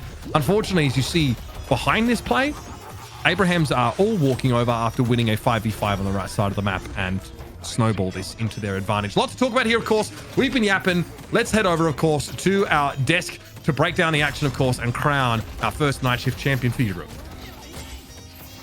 Not gonna lie, Uber, I thought you would never stop talking there and let us get on the microphone, as it is a 2-0 win for Abrahams in a very quick and relatively easy fashion. I concur when it comes to the Abrams and the Viscus 1v1. In my opinion, that was definitely one of the highlights of that match. But gentlemen, Abrahams looking just as strong as they were a month and a half ago, ZP. Yeah, I mean, again, I think the thing that like blows my mind for Abraham is I think they've got mechanically better over time. 1-1 came in with a comp that theoretically should have given them a big edge in the early game, didn't quite work out that way, and yet 1-1 team, even without like having a dominant early game, still was able to claw back in the mid game. Like I really think 1-1 team, despite losing here, has really improved their mid game team fighting. Something about maybe the teleporters getting called back has just worked out for them and how they're approaching rotations. Obviously, this game also had a little bit of silliness with just thinking back to the Urn fight where, by the way, that Urn fight, the part that was off camera was kind of where things started to shift finally, like towards Abraham's way in a way that 1-1 wasn't going to be able to bring back. But we did get probably the funniest one-on-one that we've seen in a long time in competitive Deadlock. But yeah, overall, I mean, I think to me, the biggest overarching story of the game is that Hoot is incredibly consistent, got farm funneled into his Warden, got ahead of the game, and simply was a force all game long. Yeah, the early game is a sad problem, I think, for 1-1 to need to really figure out, because if you can't get any traction on that early game, it doesn't matter sort of what your strategy is. It's just a non-starter. You need to at least have some level of parity, some level of back and forth there. But they ended up having all three objectives go down again pretty quickly. And at that point, you have so many plates to juggle to be able to stay afloat. All this wave management that you have to try to manage whilst the other team is able to pick their point to fight. And that's really, I think, a problem when you get to this level of play where a team gets to dictate the fight so freely. Because there's one thing if it's just one objective that's down, and then you don't have quite as much pressure on your team, and the decision making is a little bit easier. But when there's multiple objectives down, there's a lot of information you just don't have, and it gives so much advantage to Abraham's in this case, multiple games in a row. So that's like the sad note that I would say for 1-1. But I think, as been highlighted, the positive note is that when we did get into the mid game, they were able to show that they can still concoct plays from behind, which is a plus. And I think we're also seeing, some sort of adaptation, as we mentioned before, with the teleporters now gone. There's a lot more emphasis to keep certain players farmed and keep certain players shoving those lanes out. I mean, Hoot, relatively quiet in the beginning, but it wasn't so quiet later on. 43, almost 44,000 souls with 11 kills and the most player damage at 44K, really being a pivotal point of the team later on, ZP. Yeah, I mean, the stats kind of give you the overview of where the game was at. And, it's also interesting, too, the change between 1-1 and Abraham's and what they, valued to get farmed. If it was 1-1 team in Abraham's position, it probably would have been more being funneled in the jam side, whereas Abraham's, they kind of went the older school idea of part of the reason why you prioritize something as a Warden as a first pick is that you can do both. But also, I feel like we're in an era of Deadlock too, where it's how much of it is the hero, how much of it is the player. And I think the reality is it's a mix of both. I think whatever you put Hoot on, you're never going to put Hoot on a hero where you're not at least apportioning at least a good amount of the team's farm to Hoot, just because he's so good at actually making plays, when properly in the game. It's pretty rare, I think, to see Hoot in a spot of being yes, I would like to be broke this game. That doesn't happen too often. I'm going to take a phrase from you, ZP. It's just giving LeBron the ball, right? Yeah. Pretty much. Yeah, exactly. And even beyond that, right? It's something that we've talked about and you've been heavily hitting on, Dan, is that, Paradox with the buffs to the gun damage, TAS still putting up some really good numbers at 31,500, doing more than Jam's on the Infernus, doing more than Saf, more than Saint. Actually, the second highest damage on the team. Yeah, I would have loved to have seen a Taz get banned out or Taz get pushed off the Paradox, just because it just seems so too good almost to have Taz be so stable behind whatever else the roster is doing. And this was a very interesting situation, because it's one of those games where your Abraham's got ahead with 3 just super tanky heroes. That's a really difficult thing, especially when the other team on the other end has, let's say, damage that ramps up very slowly from your carries. So for example, like an Infernus, for example, he's not killing anybody very quickly. And so then it just changes the dynamic of the fight so significantly when you've got really tanky heroes that get ahead and the other team hasn't hit the power spikes in time. And so that was another thing I think 1-1 were working against. And when you add Taz into the picture there on the Paradox doing insane amounts of damage, the time to kill is just too troublesome, I think, at that point. It just gives a lot of options for Abrahams in the fights. So yeah, they're looking good, but I feel like I would love to see what VP would do against them. I don't think VP, I feel like they don't tend to give anything away very easily, whether it's the early game, the mid game, the late game. Nothing comes as easily as the early game was coming there for Abrahams against 1-1. Yeah, I mean, Well, I that's think just for VP, I'll just one Okay. quick point on that is that I think for VP it would have been an interesting matchup just because I think when you look at the draft and how teams are drafting, VP and Abrahams definitely have like closer drafting styles than Abrahams does relative to the one-win team or one-win team relative to the VP. So I think it would have been an interesting series the other way around just because I think both Abrahams and VP really value their front line more than one-win team was in this series. It's just the nature of the beast, right? You have a best of one into a best of three. If you make that mistake in a best of one, you say goodbye to your hopes. So at least for VP and now for one win's sake, they have to wait until night shift number 2 kicks off next week. But for now, what we're going to do actually is have our very first interview here on DLNS. And of course, none other than the man, the myth, the legend with the red panda painting behind him. We've got Hoot join us from Abrahams here on the show. Hoot, I'm going to drop you your first question. Do we have your new stream title now already in the works? One-time DLNS champion. You know what? I'm gonna, right after this interview, I'm gonna go change it. Number 1 DLNS winner. There you go. And that'll be forever written in history. But what's also written in history, you're our very first player of the match as well from this series. So ZP, I'm gonna throw it over to you to ask our MVP of the last series our first question. Yeah, so this is kind of a two-parter. One is just a general information here because, of course, after every show that we've done, you kind of have this scenario where people goes like, what's strong, what's not?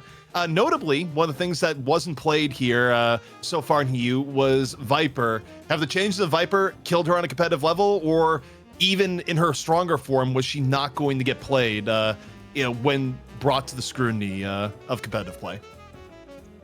I feel like if there's Viper's a carry that has to be really up close. She's always gonna be prone to being like just CC'd or put in a Kelvin dome.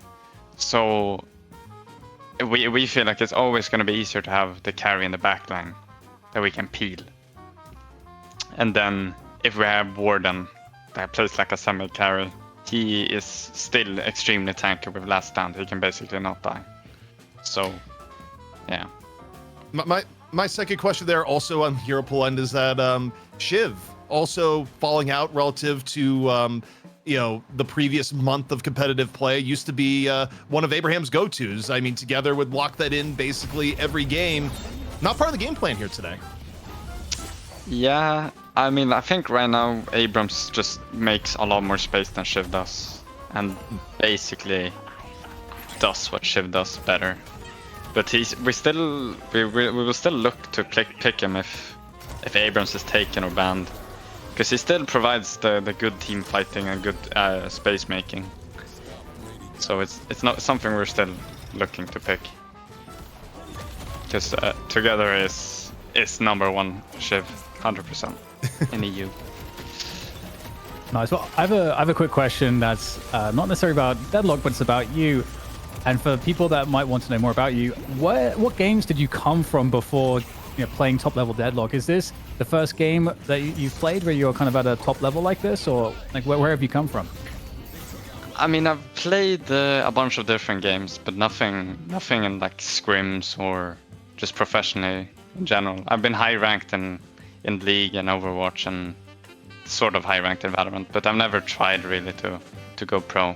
But Deadlock was my first game to start scrimming in and start competing. It's going pretty well. Yeah, it's going well.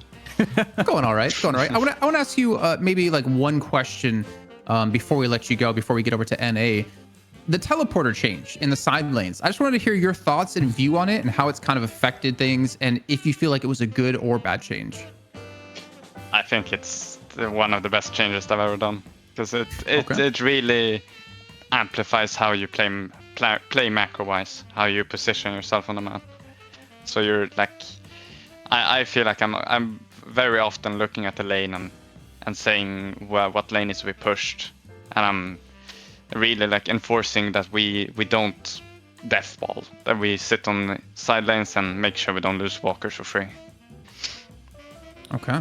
Well, Hoot, thank you so much for your time, and thank you so much for participating and taking home the first title in the DLNS number 1. Before you do go, though, I want to give you a chance to give a shout out to your stream so people can go check out that new stream title you're going to be rocking probably tomorrow. Yeah, check it out. It's Hoot DL.